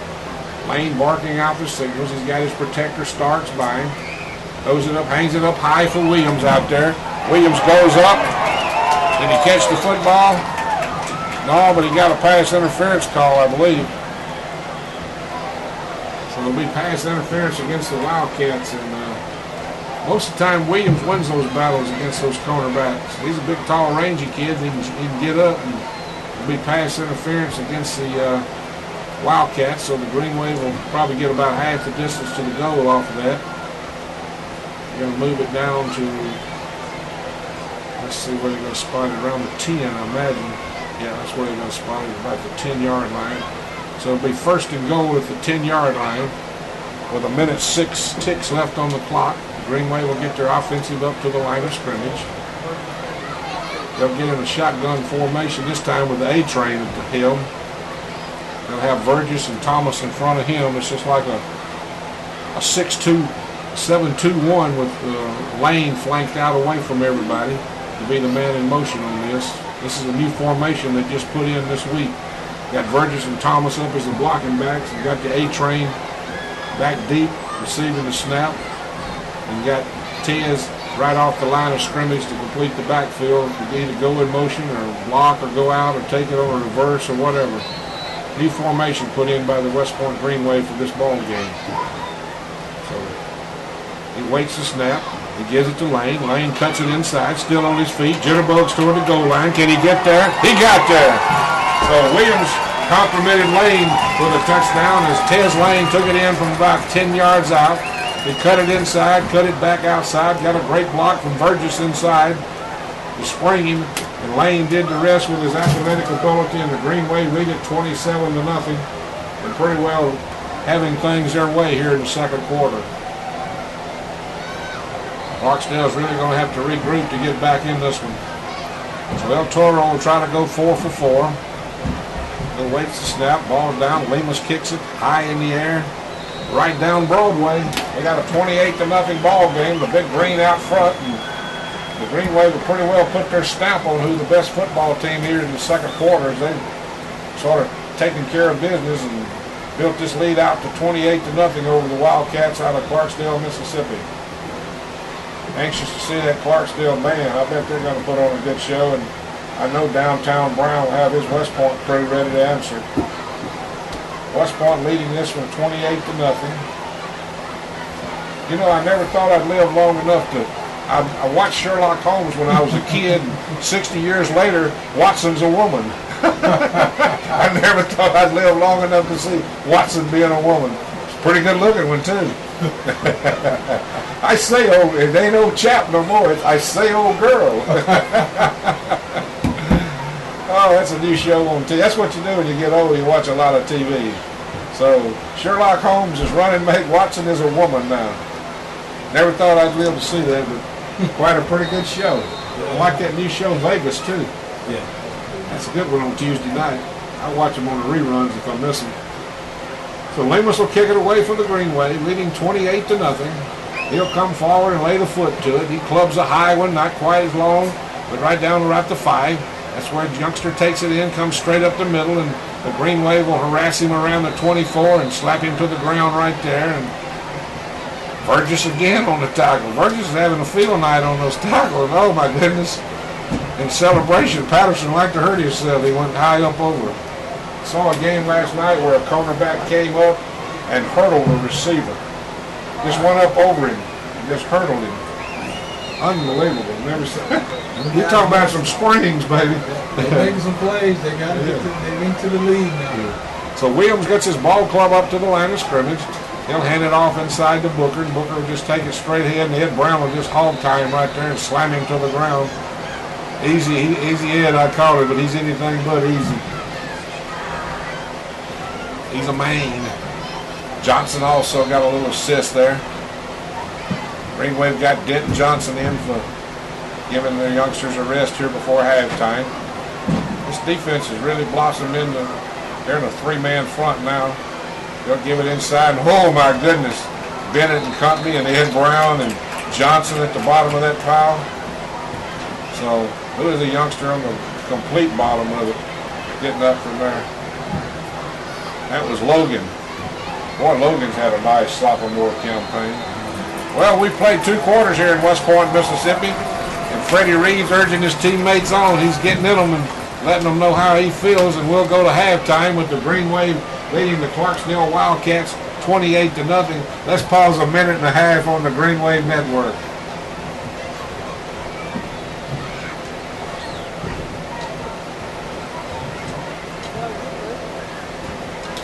The refs haven't slowed it down. They're not going to win like one.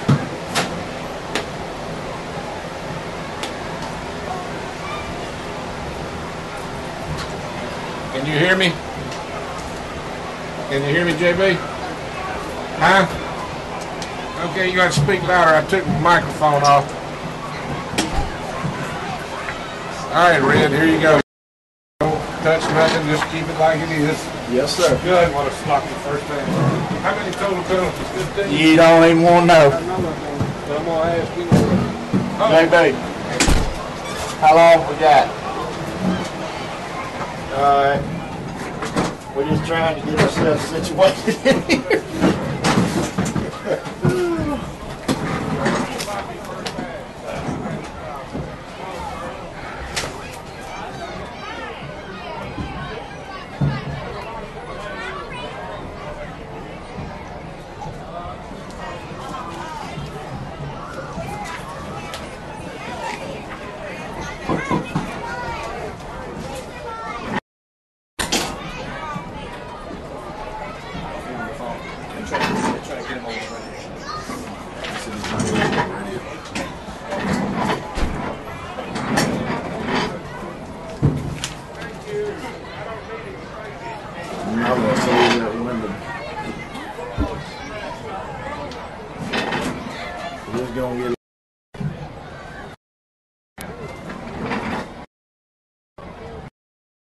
Ladies and gentlemen, it's the Greenway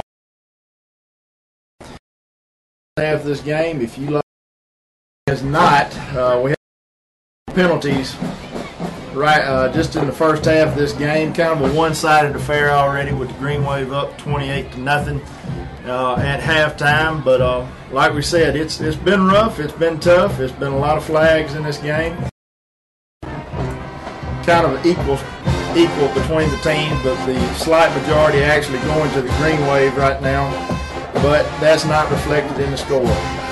But I'm pleased to be joined by Bill. What's your overall opinion so far of our performance? Well, it seemed like Green Wave came out, they wanted to set the tempo. The refs kind of got into it a little bit, which they're going to make some calls, and I think that slowed them down a little bit, not slow enough to make the score 28-0. Clarksdale had some drop passes. I think would have made a little difference in the first half of the ball game. They had some nice everything out.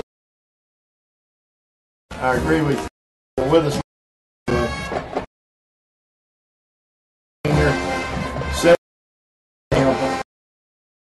and they have aired it out. They've also been some unique running plays, but just not been able to establish the line of scrimmage. And so far tonight, it's been pretty much a Green Wave defensive line. Ed Brown, Freddie Reed, Tyler Logan, those guys, they've been very busy up there in the middle.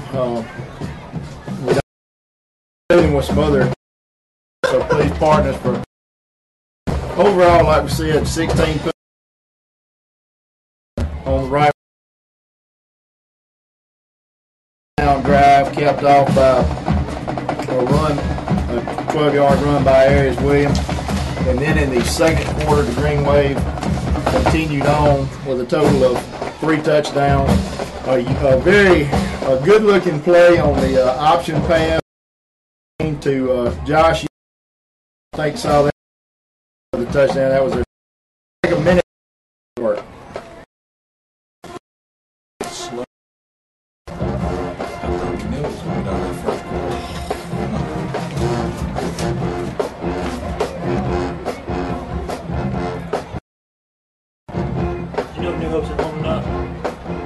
Go look on the screen.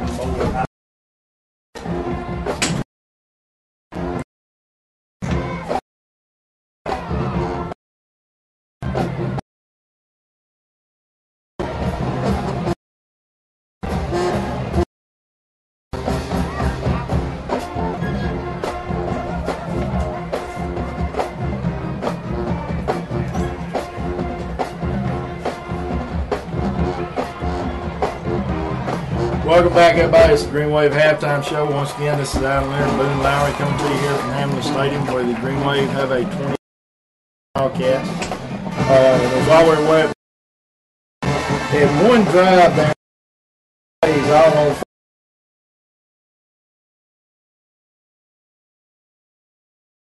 Like we said, penalties slowing it down considerably. Boone, overall, you tell me as far as we're seeing a little bit of something different tonight. More completed passes, a few more option type plays, and so far it seems to be working. Yeah, it looks like the guys on the sideline, they're talking, they're building each other up, and I think guys now they're challenging each other to make the big play. I think they really want that been stepping up, and they're going into coming up. Well, got some guys. Logan, he's making some good tackles right there on the outside there, and Brown, along with a lot of units, a lot of them just getting in there and just game tackling. And that's what it's going to take later on in the season. That's 7. That's what I call it. You have a good point there, and it is good to see some of these young. Of course, the majority of these kids on the defensive line, the majority of the whole defense, in fact, are seniors, and a lot of them have had a extensive amount of play over the years, but it is good to see some of those young guys coming on. It's also good to see, really and truly, Patterson kind of, but he's done an awesome.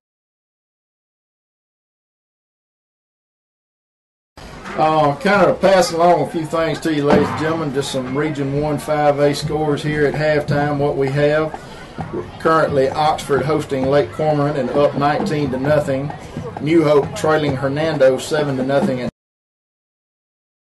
the second quarter, coming into the year, Saltillo only 7. That's a 1-touchdown game. A team that we played a great game against, and a team we could see later on down the road. Starkville currently leading Ridgeland 20-0 at half. And then, of course, the only team Wave is falling to. Any last comment? No, just like I had a chance to talk to one of the Maven quarterbacks, who was a female back in, I think about the 70s or 80s, Miss Barbara Ewing. She said she was the quarterback and she used to throw a lot of touchdowns. So I just want to send a shout out to her. She played quarterback at Maven High School. Well, we appreciate everybody listening. This is the Green Wave Halftime Show. We'd like to remind everybody, tune in same Same station tomorrow morning, 8 o'clock, Greenway football show. Captain highlights, high school scores, and then 8-0 here at halftime. Well, thank you, Alan, and thank you, Boone. Certainly appreciate what y'all did. I always appreciate what Boone coming up next week. Boone, from the old linebacker staff, we won short tonight. Eddie wasn't playing, but I thought Burgess and Bennett pretty well held court in there. That's why I was telling Mr. Allen that they stepping up the defensive line, and they really making some plays right up in the middle and on the outside. They getting to the ball. And so Logan is having a pretty good ball game. He's closing the outside up, and also you got E. Brown on the other end right there. And I tell you, you know what? I'm not taking anything from Clarksdale. They still fighting. A couple of drop passes, you know, with a different ball game, but for the most part, the defense is really setting tempo. Yeah, you're being polite. Clarksdale, this is not the Clarksdale team that we've used to seeing. They got some fight in them, but they're not talented as the Clarksdale ball clubs I've seen in the past. Used to Clarksdale could run step for step with you, and we're actually getting outside of them with the offense tonight. That's something in the past you couldn't do on Clarksdale. But their little quarterback is a competitor. He's a nice young man. And of course, not taking away nothing from downtown Brown and that West Point bound of renown. They're out there putting on a great show, and certainly they're shaking it right and roll right now, and the band is really doing a great job. And I've just been impressed, Boone, with the overall, whoever, I mentioned it in my pregame show, whoever's took the bull by the horns has got a lot of kids participating in activities in football games that are not football players. That's great to see. Yeah, you're going to need that. You never know who you may have that's in the hallways also doing other things within the school that actually could be a big part of the school system growing, and it's good to see kids go out and participating like that, and the parents come out and support. I mean, we have as many as 30 to 40 kids out there cheering in the game. We got 5 new boys cheerleading now. We got a bunch of extra girls doing it. Before the game, we probably had 100 little kids out there cheering, and certainly the band plays their role. I mean, it's just great to see it. For a long time, it wasn't nobody but me and Pedro Fowler and Eddie Smith, but everybody's participating now. Yeah, you see it all. I think the kids, they was out there, the boys, I think about 5 or 6 of them, they was turning flips and cartwheels right there in the end zone, and Pedro was asking me who was it. I said, they the cheer team, man. They getting it going. I guarantee you, him and me won't be doing no backward flips, that's for sure. Fowler might catch, because his Fowler's lower to the ground. But anyway, I guess you and Red had a good halftime, and let's pause for a commercial here on the Greenway Network. What you think about that Mississippi State Kentucky? I can't call that one. I like State. Can you hear me? You hear me, JB? How long are you going on this one? Okay, I'll listen for you then.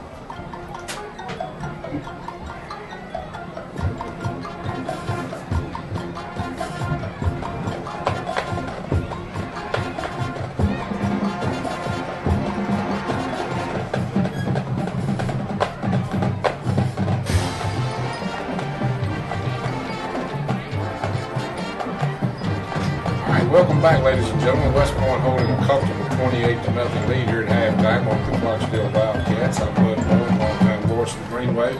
Sitting here with my old running mate, Little Larry, the old linebacker report. And Boone, I know you've been out of the game since probably, I guess, 90 as far as high school, and 89 in that era. And after 20 years being out of it, do the kids look faster and bigger now? Yeah, and they a lot faster. I think pretty much when we played it, we seemed like we was a lot bigger. But, you know, it still goes with the time. The kids, they change a lot faster, stronger now. The weight programs are a whole lot better. And the kids, they work out, you know, a lot more. But I still, you know, hats off to that 88, 89 team. We were some soldiers. You got that right. You cats with some warriors, and you know, I guess I could be the what they call the guy that tell the difference. I've been here for the whole show. You know, I can remember I've been here for all the championship teams, and I've had the best seat in the house. And you know, really, West Point, aside from the '90s, we had some pretty good kids in the '90s. We just couldn't beat anybody. Had a lot of coaching changes, upside down, but. For from 1980 to present, and now you throw out a few years in the 90s, West Point's had some good football teams, and I think it's really been a big part of our community because our community's had some up and downs, economic crisis and this and that, but all communities do in these small communities when you lose your factories and lose your bell cow. But the thing about it is we've kept the spirit here at West Point. You're correct. You go anywhere in North Mississippi and you say you're from West Point, the first thing they're going to remember is that football team back in the 80s there, you know. Coach Wilson, he was coaching when I was playing, and we was joking one day on the sideline. I said, how did y'all prepare us for the game, you know? What did y'all, he said that Coach Davis just said, well, we got to just tell them something, they're already ready to go. I always thought A-Rock Shelton had the best saying I ever heard. Anybody I interviewed, A-Rock always said it was never about winning, it was always the fear of losing. That's right. That Death Valley that day, we changed. I think we lost a Starve out here, and after that, my junior year, we went on and won 7 games straight, and that was a big turnaround. We practiced a lot harder than people think we did, and we beat up ourselves, and that made us play better. Yeah, everybody hated to go down that valley, didn't it? That valley was, it wasn't doomsday, but it had a lot to do who was going to see the next day. I mean, y'all used to go down there and straighten out the kinks, and I think they still hit around here quite a bit. I've noticed that they still hit 2 days a week here, and that's pretty good. But boy, I tell you, the older you get, these football seasons fly by fast. Just downtown Brown, them putting the finishing touches on a great halftime performance, and certainly our hats are off to them and the whole community that backs this band, and they do a wonderful job. Clarksdale had some pretty flags out there. That's called psychedelic. Jimi Hendrix would get wild right now if he was still on his own work. But anyway, don't get excited, Cosmo. But what do you look for the second half? I don't think that West Point's going to. They might pull the foot off the pedal, but Clarksdale probably to me would do best just to count your house money and run the football and get out of here the best way we can. I think Coach will go down the playbook, kind of start. You don't want to just look too far in the next week, but I think he's going to just try to at least get one more score and get his first team out and let some of the kids play right now. The next half, you don't want to get any of the kids hurt going until, like I said, the second half of the season. But I think defensively, we still going to come out and they're going to change it up a little bit and run some plays that can get some guys in that hadn't played. Well, barring upsets, it looks like it's going to be a 2-man showdown for the district title. It looks like West Point and Oxford on a direct course, according to the scores y'all read out at halftime. And everybody else is beating up on each other, and Oxford and West Point are still holding serve. And Saltillo, I think they're trading. They were tied with us first place. But this district always really boils down to Oxford and West Point, and Center Hill sometimes steps in there. And Clarksdale has in the past made a move in this district, but from everybody I've talked to and what I've read, it's West Point and Oxford on a collision course. Yeah, I think in Oxford, I think they're a passing team too. They throw the ball real well. I heard them talking about their running back and quarterback and some of their receivers, how they all work together as a unit. So they're going to be a pretty good challenge for West Point. But I think we can get by them. Oxford always kind of slows up a little bit when they play us. Well, Johnny Hill from Oxford always threw the football and threw it well, and they're actually playing a little defense at Oxford this year. And that's always been their Achilles heel, whatever you're going to say. That's always been what's kept them from being up there with us. Is they don't play great defense because they put a lot of points on us in the past, but we've always managed to score back. Well, Boone, I'm going to thank you for coming by, and any last shouts? Anybody out there you want to throw some love to? It's love to all my family and friends, and also Palo. Be safe going down tomorrow to Six Flags with the children, and just hope everybody get home, get back safe, and just be good. Mama, I'm coming home to you. There you go. Let's pause for the calls on that one. Thank you, buddy. All right, man. It's always good. I'll be with y'all outside Tiller, but we ain't gonna cook that week. Okay, good. We'll catch you when you're here. We'll play it by ear. Yeah. Always good. Thank you, buddy. Appreciate your laugh. We was listening to you. Came in and told me about helping my grandma. I said, oh, please, you can take care of it. I take care of it. You back, JB?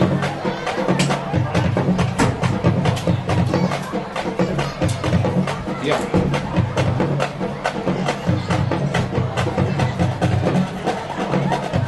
Welcome back, ladies and gentlemen. We're just about getting ready to start the second half here in West Point, Mississippi, in a 28-0 ball game. West Point on top.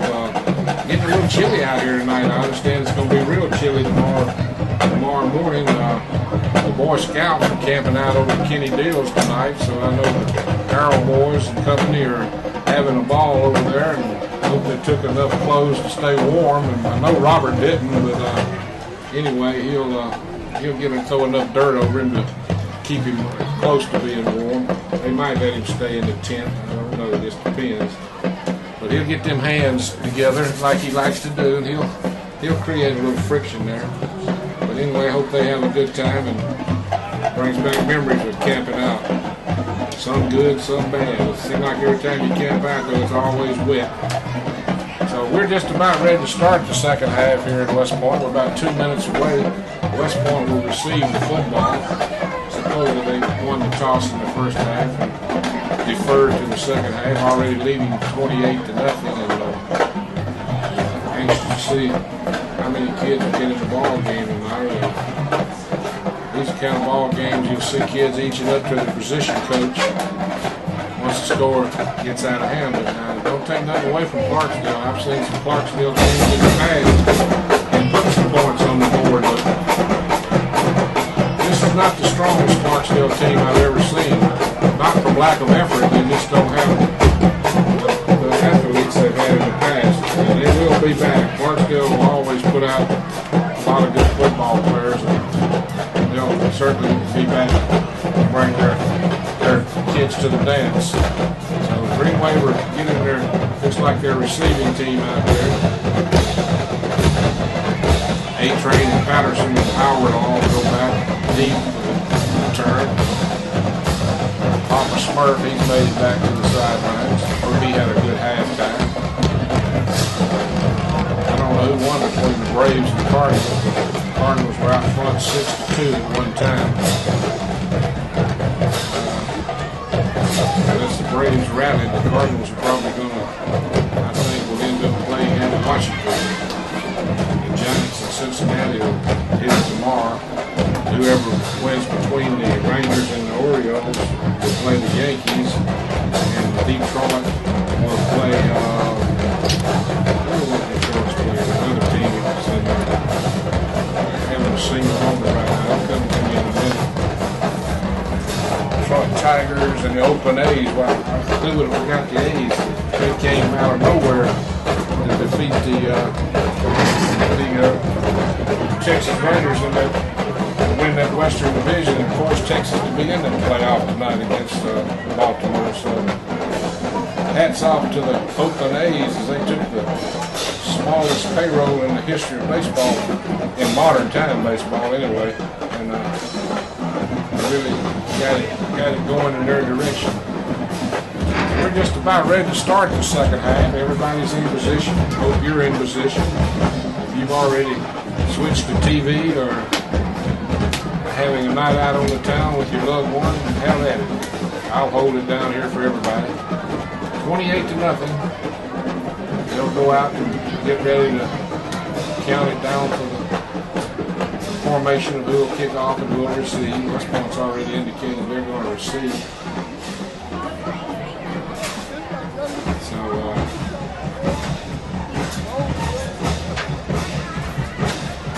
they're talking it over. West Point will receive. Clarksdale will kick it off from south, make it from east to west. And that's how we'll start the second half. Band finishing up their touches across the way, the Clarksdale band. Rooting and tooting. We got the Kenny Fowler line crew getting back out there. They're all running back to their positions.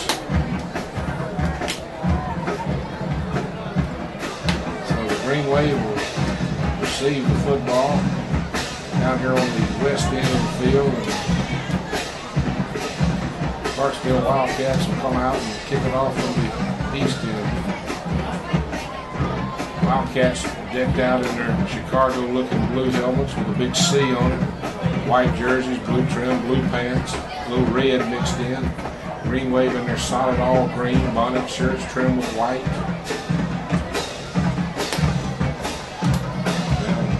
And we're just trying to get this one underway. If Clarksdale will come on out in the huddle over there, we'll get this one going.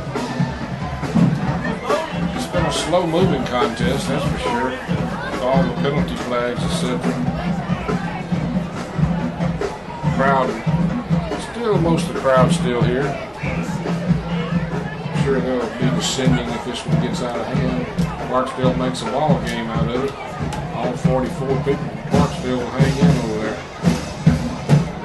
Hard for these Delta teams to come this far on a Friday night unless they got a championship team. Long way. Economics are tough. So the Wildcats will kick it off. Pano will kick it off. They'll kick it down in the end zone. That's where the Green Wave will boot it around and have to bring it out to the 20. And might have been the best thing. You can see some of the most weirdest things in a high school football game in kicks. The youngster just seemed like he just couldn't corral it. When he finally got it, he couldn't even get it back to the referee. He still was wiping his hands or whatever he had on it. So 1st and 10 for the Green Wave. They'll bring it out to their own 20-yard line.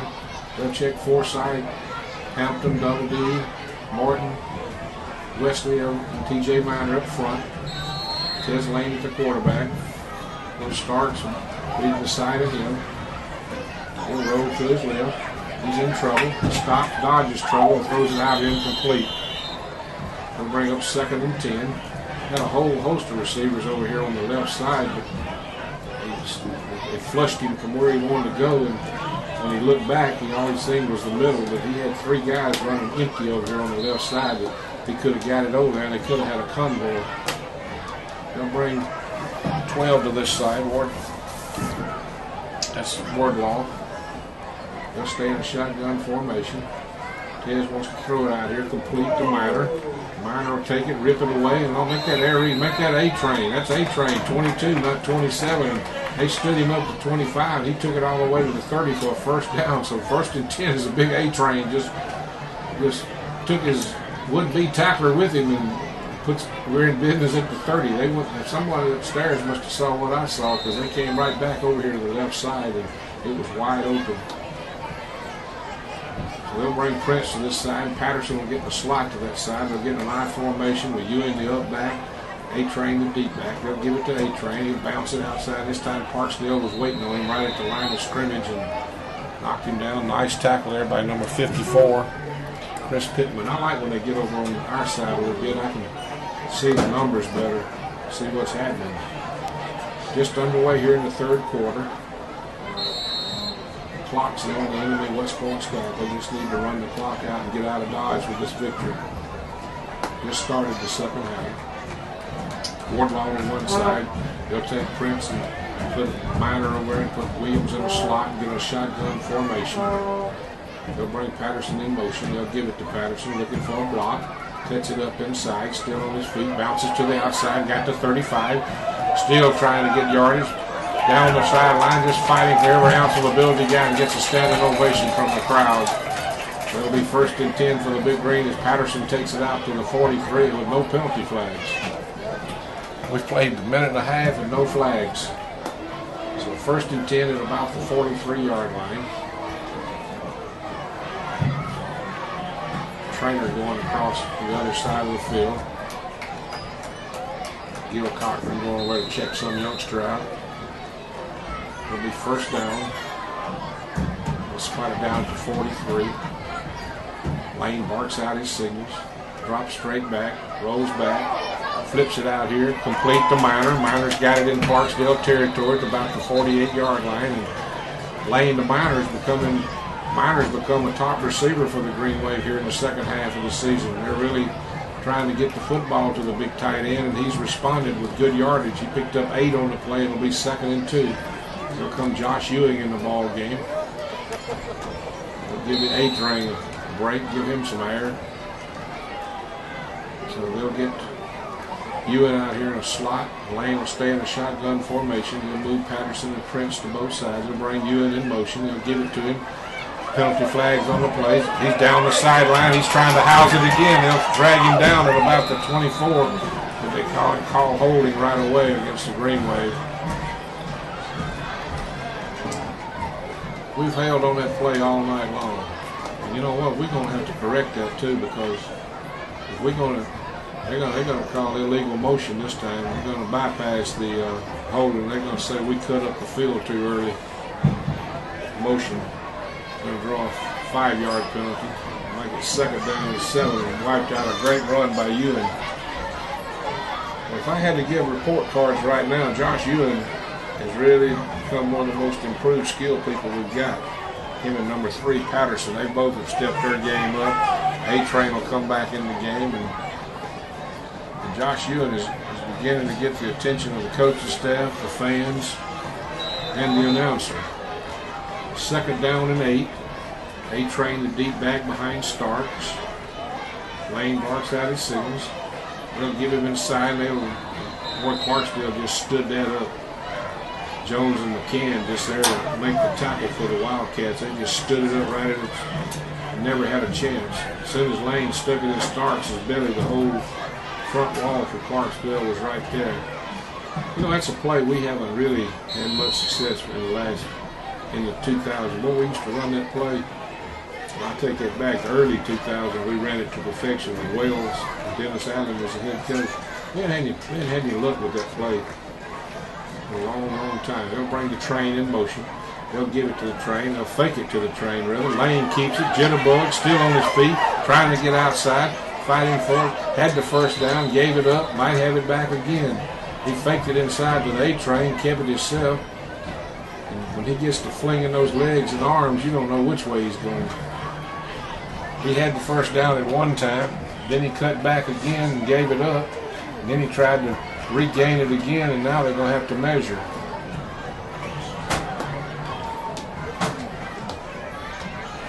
Just doing their job, having to measure it, you think. They might just make a decision on it without measuring it, but it's that close.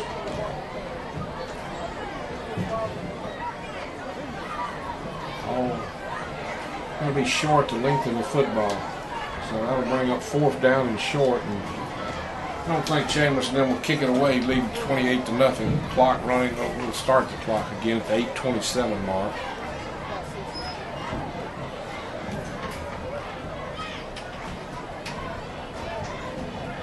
So the Green Wave will bring their heavy load bunch in here on 4th down and short. They'll get up to the line of scrimmage with one back. Williams will get right behind Lane. Lane will take it ahead on a quarterback sneak with a little push from Williams, and it'll be first down. That was a good call. 1st and 10 for the Big Green down around the Clarksdale 46-yard line. I remember the year we went to Clarksdale, Shelton didn't get to play that game, and they beat the living tar out of us. And I remember the color man for Clarksdale made the statement. I was next door at my booth, and he made the booth, said, "How did y'all get here?" I never did answer him, but I'm going to say that for another day. 1st and 10 as Lane gets his ball club up the line of scrimmage, gives it inside to Williams, and he'll slide forward for about a 4 or 5, just slinging his big body straight ahead. He didn't holler choo-choo or toot-toot or nothing. He just went straight ahead for about 4, and we'll call it 2nd and 6. Train hadn't broken no long ones tonight, but boy, he's been steady Eddie. We're playing a lot of people on the offensive and defensive side of football. I've seen more substitution on this ball club this year than I have ever in the past. And I go back a long way. We have really played a lot of kids. I'd like to know the number of kids that participate on the offensive and defensive side of football. We play a lot of kids. Lane wants to roll out. He's got time. He looks. He fires it. Complete to Patterson to the 25. He needs a block. Followers that block inside the 10. They'll finally knock him down at about the 5, but not before it's goal to go. Lane to Patterson has also become a pretty good combo. Boy, Patterson's really up. Ladarius has really stepped his game up. Of course, we got a penalty flag back around the 20 or 30-yard line. Let's see who that's against. Let's see what this is going to be about. It looks like it's going to be against West Point.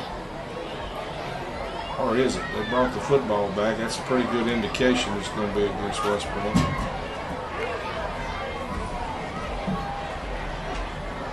And sportsmanlike conduct against West Point. No.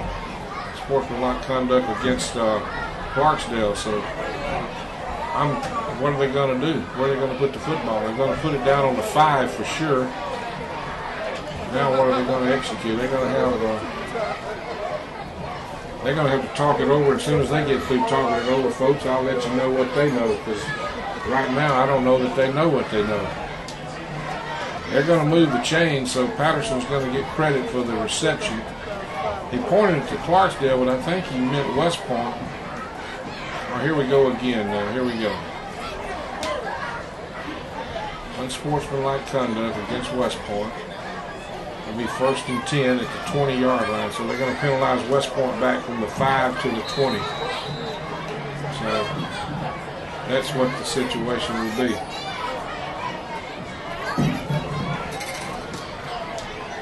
I don't know how many penalties they said we had at half. I didn't even get to ask Tyler. I stepped out. But there's been a bunch of them. Tez wants to throw it high in the air. Got Prince out there, and that could have been offensive pass interference, either one. Once that cornerback positions you on his back, you need to try to separate and get away from him if you're going to make the catch. You just can't keep riding him down there.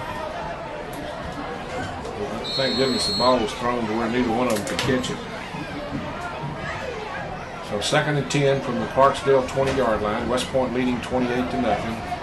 As he was saying, as they're knocking on the door, they'll give it to you, and he cuts it in. He cuts it back outside, and the youngster's down close to the 10-yard line. And Josh Ewing, fans, folks, he's impressed me. He's got my attention. He's playing with a little bit of reckless abandonment. He brings it. He's just a sophomore, too. 1st and goal from the 10-yard line as Ewing takes it down to the 10, gets a high five from his coaching staff. He was slated to be the starting quarterback, bummed his shoulder up, and Lane stepped in here and did a great job. So the A-train now will get back as the deep man on the thing. He'll take it and take it straight up the middle and bang it down to about the 6. Be 2nd and goal from the 6. He picks up about 4 on the play.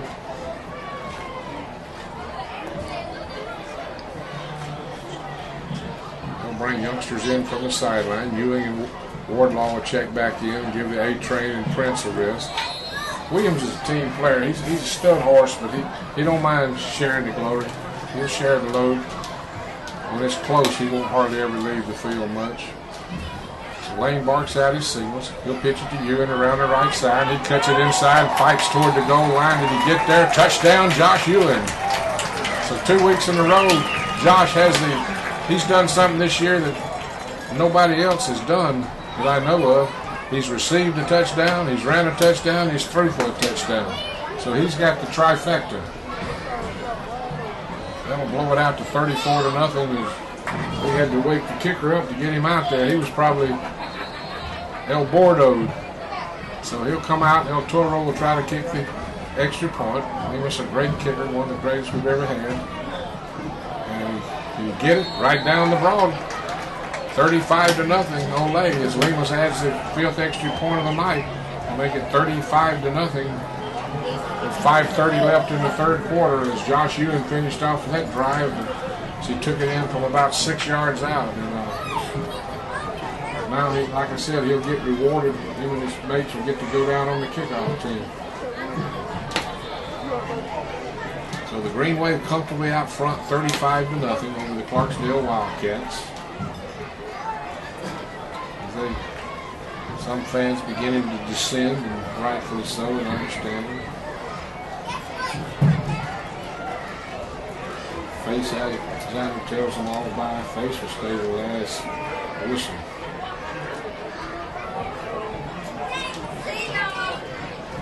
So the Green Wave lead at 35-0, and Toro will kick it off. A lot of youngsters in the ball game for the kickoff team. Number 45 for the Green Wave. Cortez Young going down on this kick.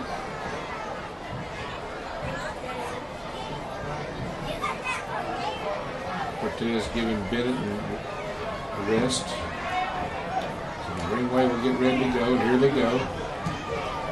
Toro kicks it long and deep. Mitchell bobbles it, picks it up at the 10, cuts it back inside, and they'll knock him down right there around the 21-yard line. Nice open field tackle there. Number 36 for the Green Wave went down on that play, and that was Tyler Witherspoon. Witherspoon got his name in the stat book. So he'll get a big hello from the coaching staff for that. So 1st and 10 for the Wildcats from their own 21, 22-yard line. They'll get Marshall out over the ball. Williams at quarterback. He's been the only really highlight they've had. We'll bring a man in motion, get him set. They'll give it to him over the left side, and boy, he'll just get stopped right there in his tracks. Big Daddy D and Burgess, and Bennett, and company. Number 34 for the Green Wave just shot across there and planted him, Nelson McIntosh.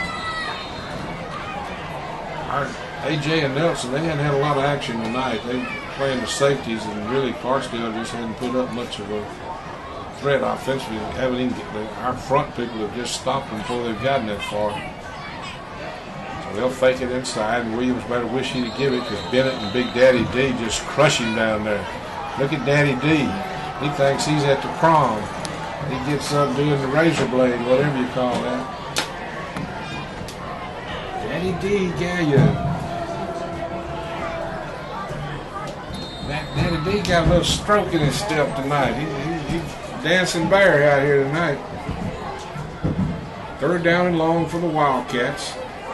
They'll split a youngster out to the left side and the right side, Williams and McIntosh respectively.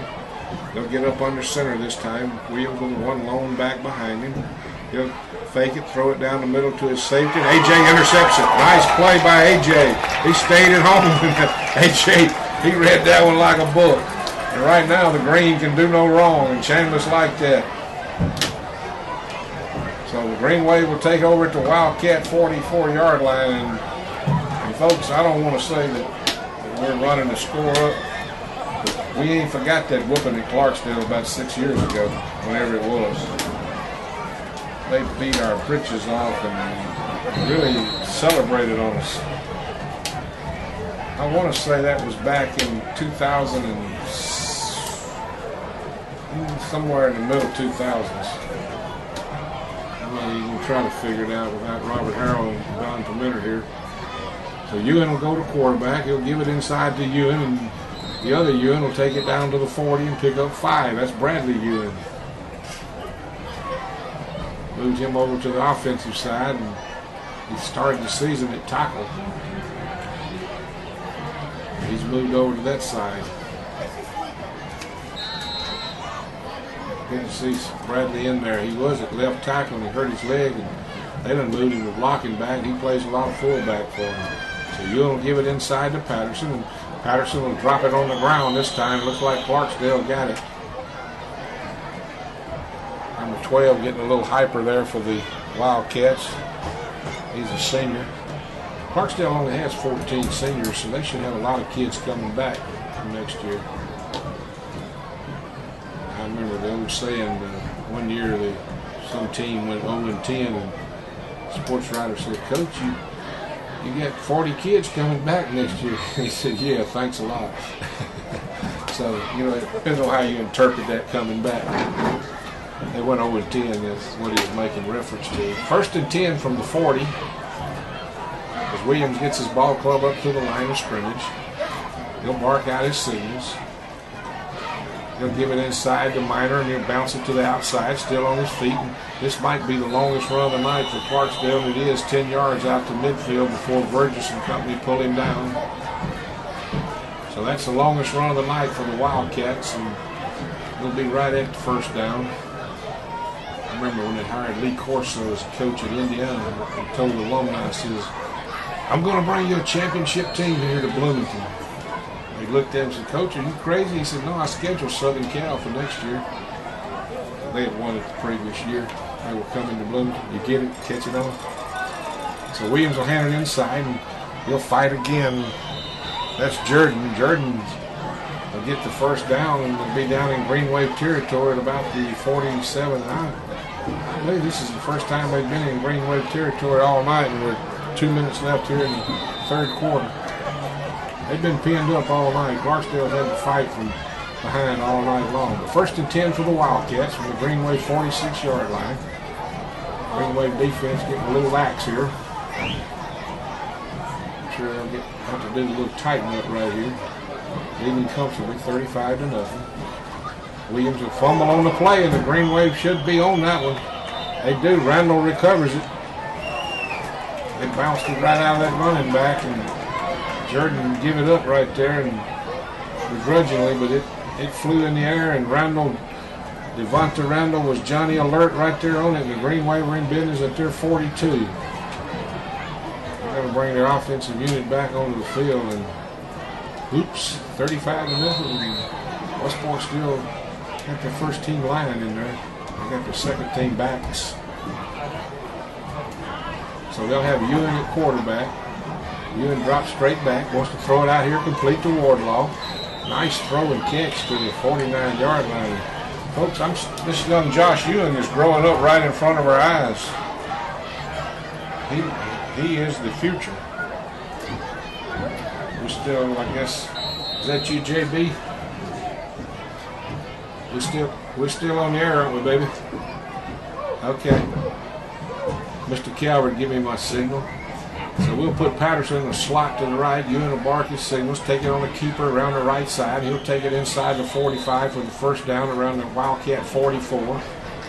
But Josh Ewan getting a lot more playing time at quarterback. He's done everything but sell popcorn here tonight. Josh got 2 more years after this year to play that quarterback spot for us. It looks like it's in good hands from what I can see. They'll get Howard out to one side, Wardlaw to the other, Ewan the up back, Patterson the deep tailback behind Josh. Josh wants to roll out, in trouble. I don't know if they're going to call that a fumble or a pass, and Clarksdale still kicking it around. It's still on the ground. They're still fighting for it. I might have given Josh too many adjectives. Has Clarksdale got it? They do have it at the Green Wave 33. It looked like he tried to throw the football, and when he did, they stripped him. Well, I guess you're allowed one error tonight. That's the only error he's made. He rolled to his right and looked like he was trying to throw the football, and they were putting a lot of pressure on him. And when they stripped him of the football, and it ended up on the Green Wave 33-yard line, and Clarksdale's deepest penetration of the night will start from the Green Wave 33. 1st and 10 from the Wildcats. Minute 10 left here in the third quarter. So Williams will bark out his signals. They'll give it inside on a counter. They'll counter back to that side. The Green Wave are there waiting on it. They'll stack him up right there. Bennett one on there, and Daddy D, and Tyler Logan. Boy, Logan's had a good sophomore campaign. Him and Daddy D will be back next year. A lot of good defensive kids coming back next year. A long way to go in this year, but just letting you know who some of the kids that will be back. So up to the line they come. 2nd down and 8. Williams in a shotgun formation. Wants to keep it on option the ball, and the youngster picks it up and makes a nice play and gets close to a first down. It was a fumble on the play, and he picked the ball up off the ground and faked the cornerback out and picked up good yardage. It'll be 3rd and short from about the Green Wave 20, right outside the 25. Terrence Orr checking in the ball game, giving Debbie and Bradshaw a break. Bradshaw got some playing time in there at inside linebacker. Coach Melton will go over his assignment with him. So we played 3 quarters here in West Point, Mississippi. We'll pause 30 seconds with the Green Wave leading 35-0.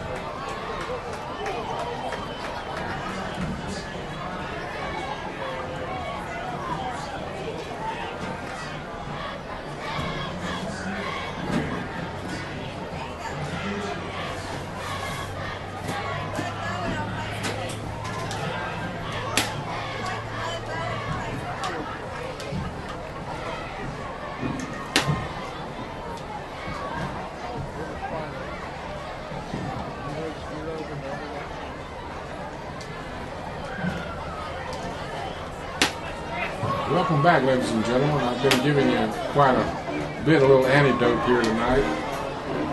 Remember when Ricky Bell played at Tampa Bay, carried the ball like 40-something times, up maybe close to 50, and they asked the old coach there, said, "Coach, do you think Ricky, you tired him out?" He said, "Heck, that ball don't weigh but about a few ounces." He said, "How could he get tired toting it like that?" Of course, I said, "Well, I rest my case." A lot of little remarks over the years that you read and people say that they're funny to me from a football standpoint. Let's see, what down is it going to be? I think that first over there on the thing, I don't see how it could be 1st and 2. It's got to be 3rd. Now they got it right. 3rd and 2. So Williams will get his ball club up to the line of scrimmage on a 3rd and 2 play. Greenway trying to dig in on defense. Clarksdale mounting their first threat of the night. Williams wants to keep it off tackle. He should have the first down. He's going to knock him down at about the 20. Got tripped up there by Bennett. Burgess put the finishing touches on him along with Logan. Reed's back in the ball game. Freddie plays good every night. A lot of times you don't hear Freddie's name in games like this that are one-sided, but when it's on the line, you'll hear Freddie Reed's name a lot. He's a bell cow on that defense. Been a starter his whole career. So Williams will get in the shotgun formation. Bring a man in motion. He'll keep it. Logan's got him, and he'll nail him back there. Good play by Tyler Logan. Big Daddy D wanted some of that, but he knocked him down before he could get to him. So they'll bring up 2nd down and long. Then will check in the ball game, give Daddy D a breath.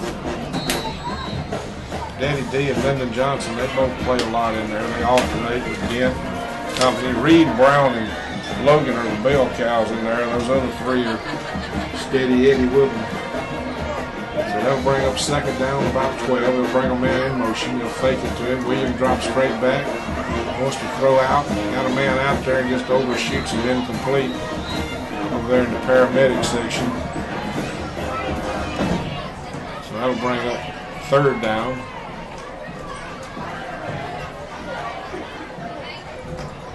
It's over on the right corner of the east end zone where some of the police and paramedics stand, and anybody else that can ride in the ambulance and ride out.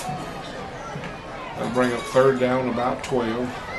Those guys do a good job. They're always here every Friday night in case anybody gets hurt. They're always Johnny on the spot. They helped me and my daughter out one night. I won't ever forget it. Williams wants to throw in the end zone deep, and look like they're going to get their feet tangled, but he's going to call pass interference because we went about 9 minutes without any kind of call. He's going to give him the benefit of the doubt on this. This is probably a good call. We did trip him. We didn't use our hands, though. We just used our feet to trip him. So that'll be a first down from about the 20. It should make it 1st and goal at the 10. I believe that'll be half the distance. I think that's what it's going to be. This bunch of referees tonight have earned their money. They've had their hands full with these 2 teams. It's been a sloppy played game at times. Both offenses have just held, hit below, and pass interfered on the defensive side. So they're going to step it off against the Greenway, when the Wildcats will be knocking on the door down around about the 10. So Lyndon Johnson and Den are tackles now. Brown at one defensive end. Tyler Logan at the other. Williams will hit his ball club up in a run and shoot look. One back behind him, two flank out behind the tight 1-2 splits. The Marcus signals out. He'll give it to him on a reverse around the other side, and the Greenway will knock him down somewhere around the 6. Johnson just planted that center that time. So it'll be 2nd and goal from about the 7, let's say. They're about to get out of my sight right now. It's a long way for me to see. Greenway trying to dig in on defense. Clarksdale band having a little serenade going on. So up to the line they come. Williams will mark out his signals. He'll bring a man in motion. He'll give it to that man. This time, 19, Bradshaw stood him up. He just manhandled him. Nice play by Bradshaw. Here comes Daddy D. He'll come in, give Johnson a break. Johnson will come out. A lot of times we ask our big D tackles just to take on the guard and center. They might not make the tackle, but they do their job and let those linebackers come off their butts and make those plays. Freddie Reed will get back on this big third down play. I don't think Chambers wants Clarksdale to get in the end zone. I think he wants a shutout. Coach Pickens is urging his kids on. Williams will bring a man in motion. Penalty flags on the play. See what this is going to be. Illegal procedure against the Wildcats, and that'll make their journey a little longer and a little harder. We'll move it back out about the 12-yard line. Chris Chambers' coach is showing in the morning 8 o'clock if you want to tune in. Red Leonard and myself will be there along with Coach Chambers talking football, high school and college. They were up there early, I saw that. You up that early? Tune them in. 3rd and 10, 3rd and goal. Williams drops straight back, rolls to his left, got a man open, incomplete. Nice defensive play there again by Bradshaw as he just flushed the receiver and kept him from seeing the football, and will bring up 4th and goal, and the shutout is on the line here. Can the Wildcats get in the end zone, or can the Green Wave hold them out? Easy, Daddy D and the Razor, Bennett, Logan, all of them getting down to see what they can do. Daddy D and Freddie going to switch spots.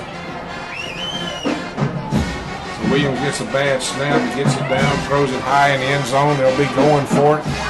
Did he catch it? No, it's incomplete. Good job out there by Bennett and McIntosh. So the Green Wave hold, and right now holding on to the shutout. 35-0. West Point leading with 8:51 to go here in the ball game. And it's, to me right now, it's tailback U time. Hand it to the tailback and go straight ahead. Let's get out of Dodge. Not ready for a glass of almond milk. Got hooked on that stuff. So Hampton will come in and snap the ball. Ewan will be at quarterback. Ewan will take the snap and take it himself and fight it inside. Push it out to about the 14 or 15. Faked it inside to Ewan and kept it himself from one Ewan to the other. No pun intended. 2nd down, about 7. Roger Thomas in the ball game. He'll replace Ewan at fullback. They'll get Wardlaw out to one side. Offensive line still in there. Hampton just going to center. They'll pitch it to Patterson. Patterson trying to get outside. He'll lose his footing at about the 13. Good play there by defensive back for the Clarksdale Wildcats, Terrence Mitchell. I don't know if that's Charles' younger brother or kinfolks. You know, Charles went on to be a great safety at Mississippi State. He was a great running back at Clarksdale. He was on one of those ball clubs that beat us down there. Clock running, 7:50 left in the contest, Cosmo. 3rd down, about 9. Ewan gets him up to the line of scrimmage, stays in I formation. Wants to roll out. Wants to keep it. Got running room. Cuts it up the left sideline. Cuts it inside. Cuts toward the 1st down. I don't know if he got there or not, but he was running hard, and they said he stepped out of bounds short of it. Tell you what they're going to have to do with Ewan as he gets older. They're going to have to tone him down a little bit. He plays like it's ever plays the last play. And, you know, as he gets older and he's asked to do more, he'll take bigger and better shots. But boy, he plays with a lot of determination. 4th down short. 7:28. They stopped the clock as he ran out of bounds. AC is now leaving the building. I didn't say Elvis, I said AC. So Clarksdale wants to call a timeout, and why, I don't know. But we'll pause 30 seconds on the Green Wave Network. Green Wave leading 35-0.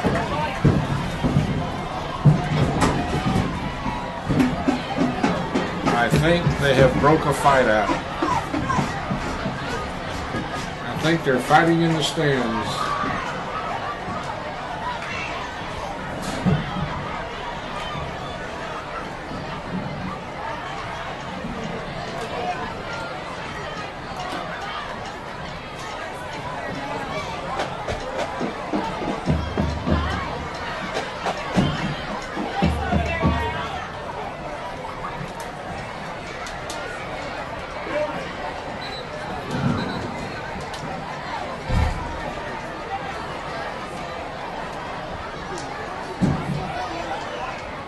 Welcome back, ladies and gentlemen. I think they're having a little fracas in the stands. I believe the perfume has overcome someone's emotions.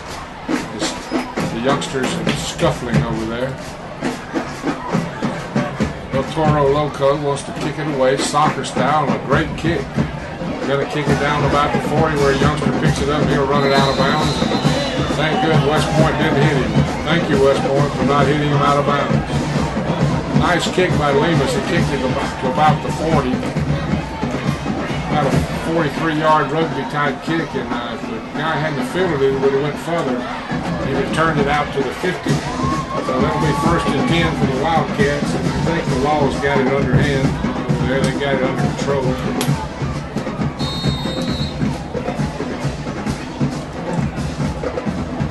First and 10 for the Wildcats as Williams, who's went all the way at quarterback. He's a senior. He plays like a senior. He does a good job for him. He'll get the shotgun formation. He'll give it to a youngster around the right side, and that's where they'll nail him right there. Nice play there by number 46 for the Greenway. Make it 45, Cortez Young. Cortez stayed at home, shook his man, and made the play. Got a little help from Lyndon Johnson over on that side. Number 60 in the ball game for the Greenway, Lexus Ware. Number 54 checks in the ball game. That'd be a Jalen White. Greenway beginning to sprinkle a few players in and out. Shotgun formation. They'll give it to Jordan on the outside. He's got the 50, 45, still on his feet, spins down, ball's on the ground. Did the Greenway get it? I believe they did. Bennett jarred loose from him, and alert youngster from the Greenway, number 45, Cortez Young, was there to recover it. So give the turnover to give Bennett the hit and give Young the recovery. So the Greenway again stopped the Clarksdale advancement, take over the football with 6:30 to go here in the ball game.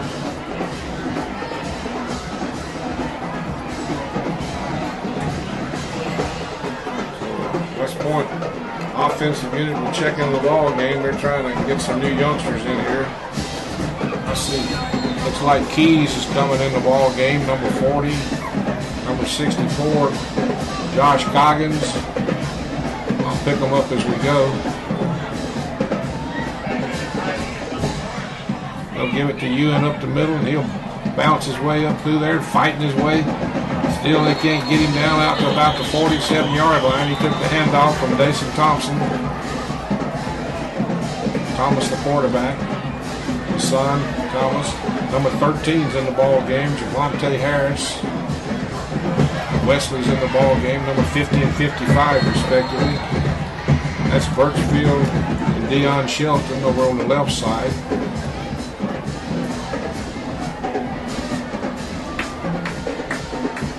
They'll give it inside to Ewan, and Ewan takes it inside, still on his feet, fighting, banging his way all the way down. Will refuses to go down right now.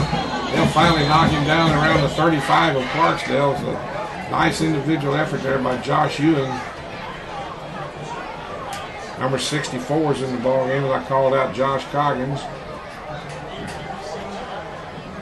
So everybody trying to get in a little playing time. Stephon Moore's in the ball game. Kalen Collins, big Kalen Collins. I'd like to see him throw that big youngster one. He's a big, tall receiver. They gave it that time to number 30, DeMonte Rush, but they had whistles on the play. Take a hint, folks. We're playing everybody with the water boy. Let them play. Put the whistle, take the P out of the whistle right now. Let them go. So they'll bring up 1st and 15. They'll break the huddle. Thomas will get his ball club up to the line of scrimmage. He'll have Thomas behind him. He'll keep it himself behind Thomas. Got good yardage. Takes it all the way down to about the 33-yard line. And he'll pick up the 5 he lost plus about 4. So give him 9 on the play. Number 30 checks back in the ball game for the Green Wave. Being DeMonte Rush. That was good blocking that time over on the right side behind 55.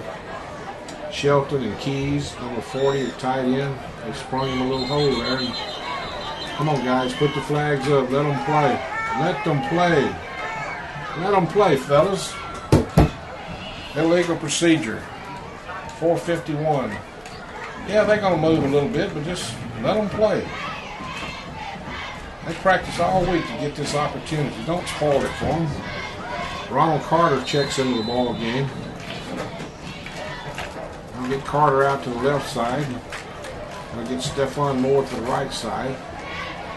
They'll give it inside the right. He takes it across the 45, and they'll finally knock him down to the 33-yard line.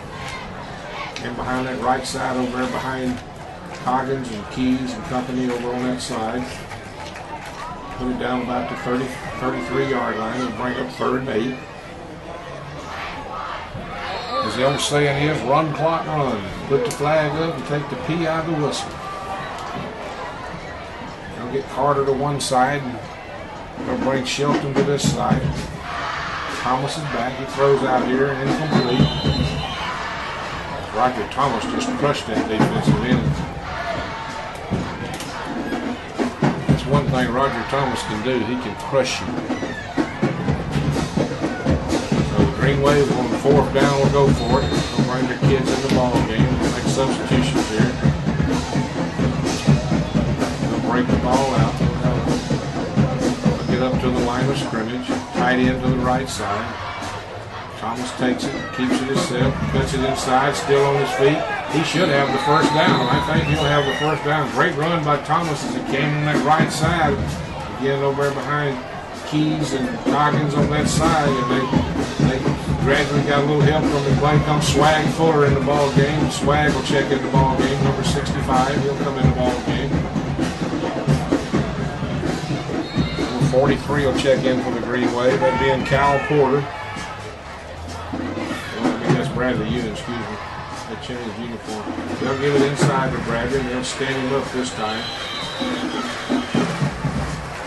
So Collins and Shelton will bring the play in from the sideline. Number 67, Andre Morton checks in the ball game. He'll replace Swag. Thomas will take the play out to his teammates. DeMonte Rush will probably be the tailback. Come up with tight end to the right side. No time to have a shoelace loose, son. You're getting some playing time. Get up there. He'll bark his signals out. He'll keep it himself and put a penalty flag on the play. And what's this going to be? Illegal procedure. I guarantee you his supervisor's got to be in the stadium. 3 minutes left in the contest and they still call it an illegal procedure.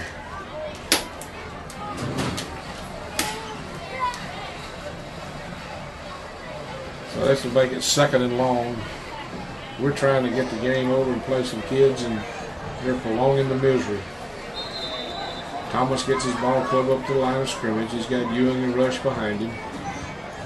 He'll give it to Rush on the left side, and Rush will bang down about the 22. Good blocking over on that left side behind Swag Fuller that time, and Hampton. 62 checks in the ball game. Jesse Sullivan. Number 59 checks in the ball game. Ronald Matthews. It'll be 3rd and 10. Thomas gets his play in from the sideline. Not left anybody out. I think I've called them off. They'll give it to Rush on the right side. Rush breaks it over there and he'll take it down inside close to his 14-yard line. Come behind that right side, they'll get 75 in the ball game. Martavius Jefferson. They'll give Ronald Matthews a break. Hoggins and Keys have stayed in on that right side, predominantly along with number 55, Deion Shelton.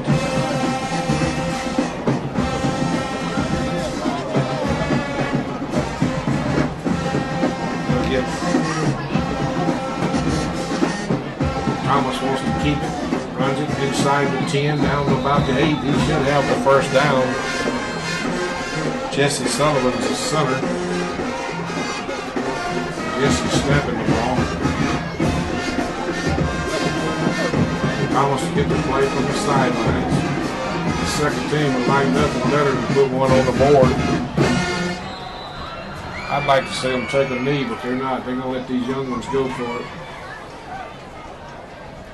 Thomas gives it to Ewan, and Ewan fights and bangs his way. He's one of them lungers. He's got the bad leg, and the best he can do is that first initial burst.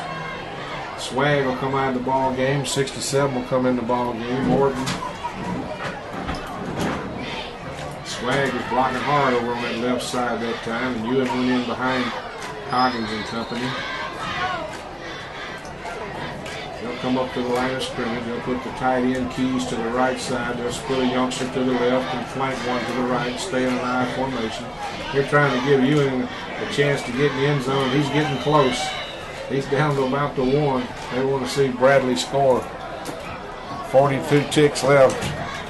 I think he can wrap this one in green and white. West Point comfortably leading 35-0. This should be the last play of the ball game, barring a penalty. I said a penalty. So up to the line they come. Thomas will have Ewan as the tailback and Ewan the fullback.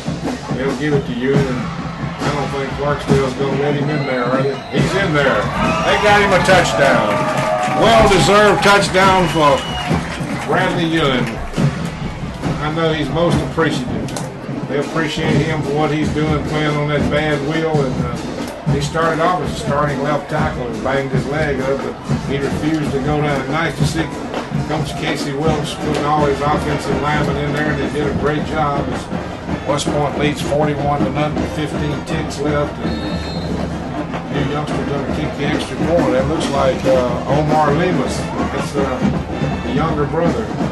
He kicks it up high and long, straight down the middle.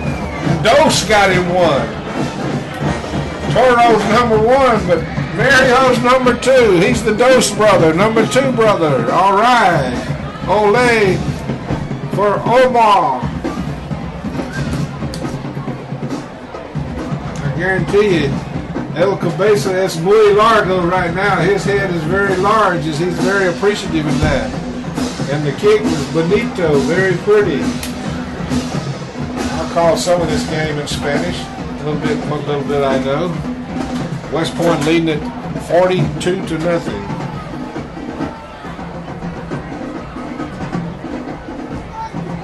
So the Green Wave have pretty well dominated this one tonight. It got ugly and sloppy in the first half, and but they came back and established control, and they're going to get out of Dodge with a 3-0 record in the district, and everybody's happy in Mudville.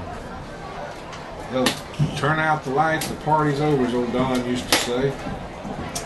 They're going to open the airport up in Una, Mississippi, and they're going to fly them a band in there tonight, and they're going to do a hog tie down, and we're going to dance till morning. They're dancing in the streets of Una right now as the Green Wave have rolled out a 42-0 victory. Pretty well dominate this one from start to finish. There'll be better days for Clarksdale. They'll build that program back as Mario Lemus kicks it away, kicks a driving kick down to about the 12. He wants to bring it straight up the middle, still on his feet, cuts it to the outside. They'll finally nail him at about the 35. Good open field tackle there by number 4 for the Green Wave, Devonta Randall, who's had a nice night tonight. So the Green Wave will bring a whole host of defensive kids on the field, and only 7 ticks, and barring a penalty, this might be the last play of the ball game, and it won't be none too soon. So the Green Wave will dig in on defense, and the Wildcats will make one last valiant effort to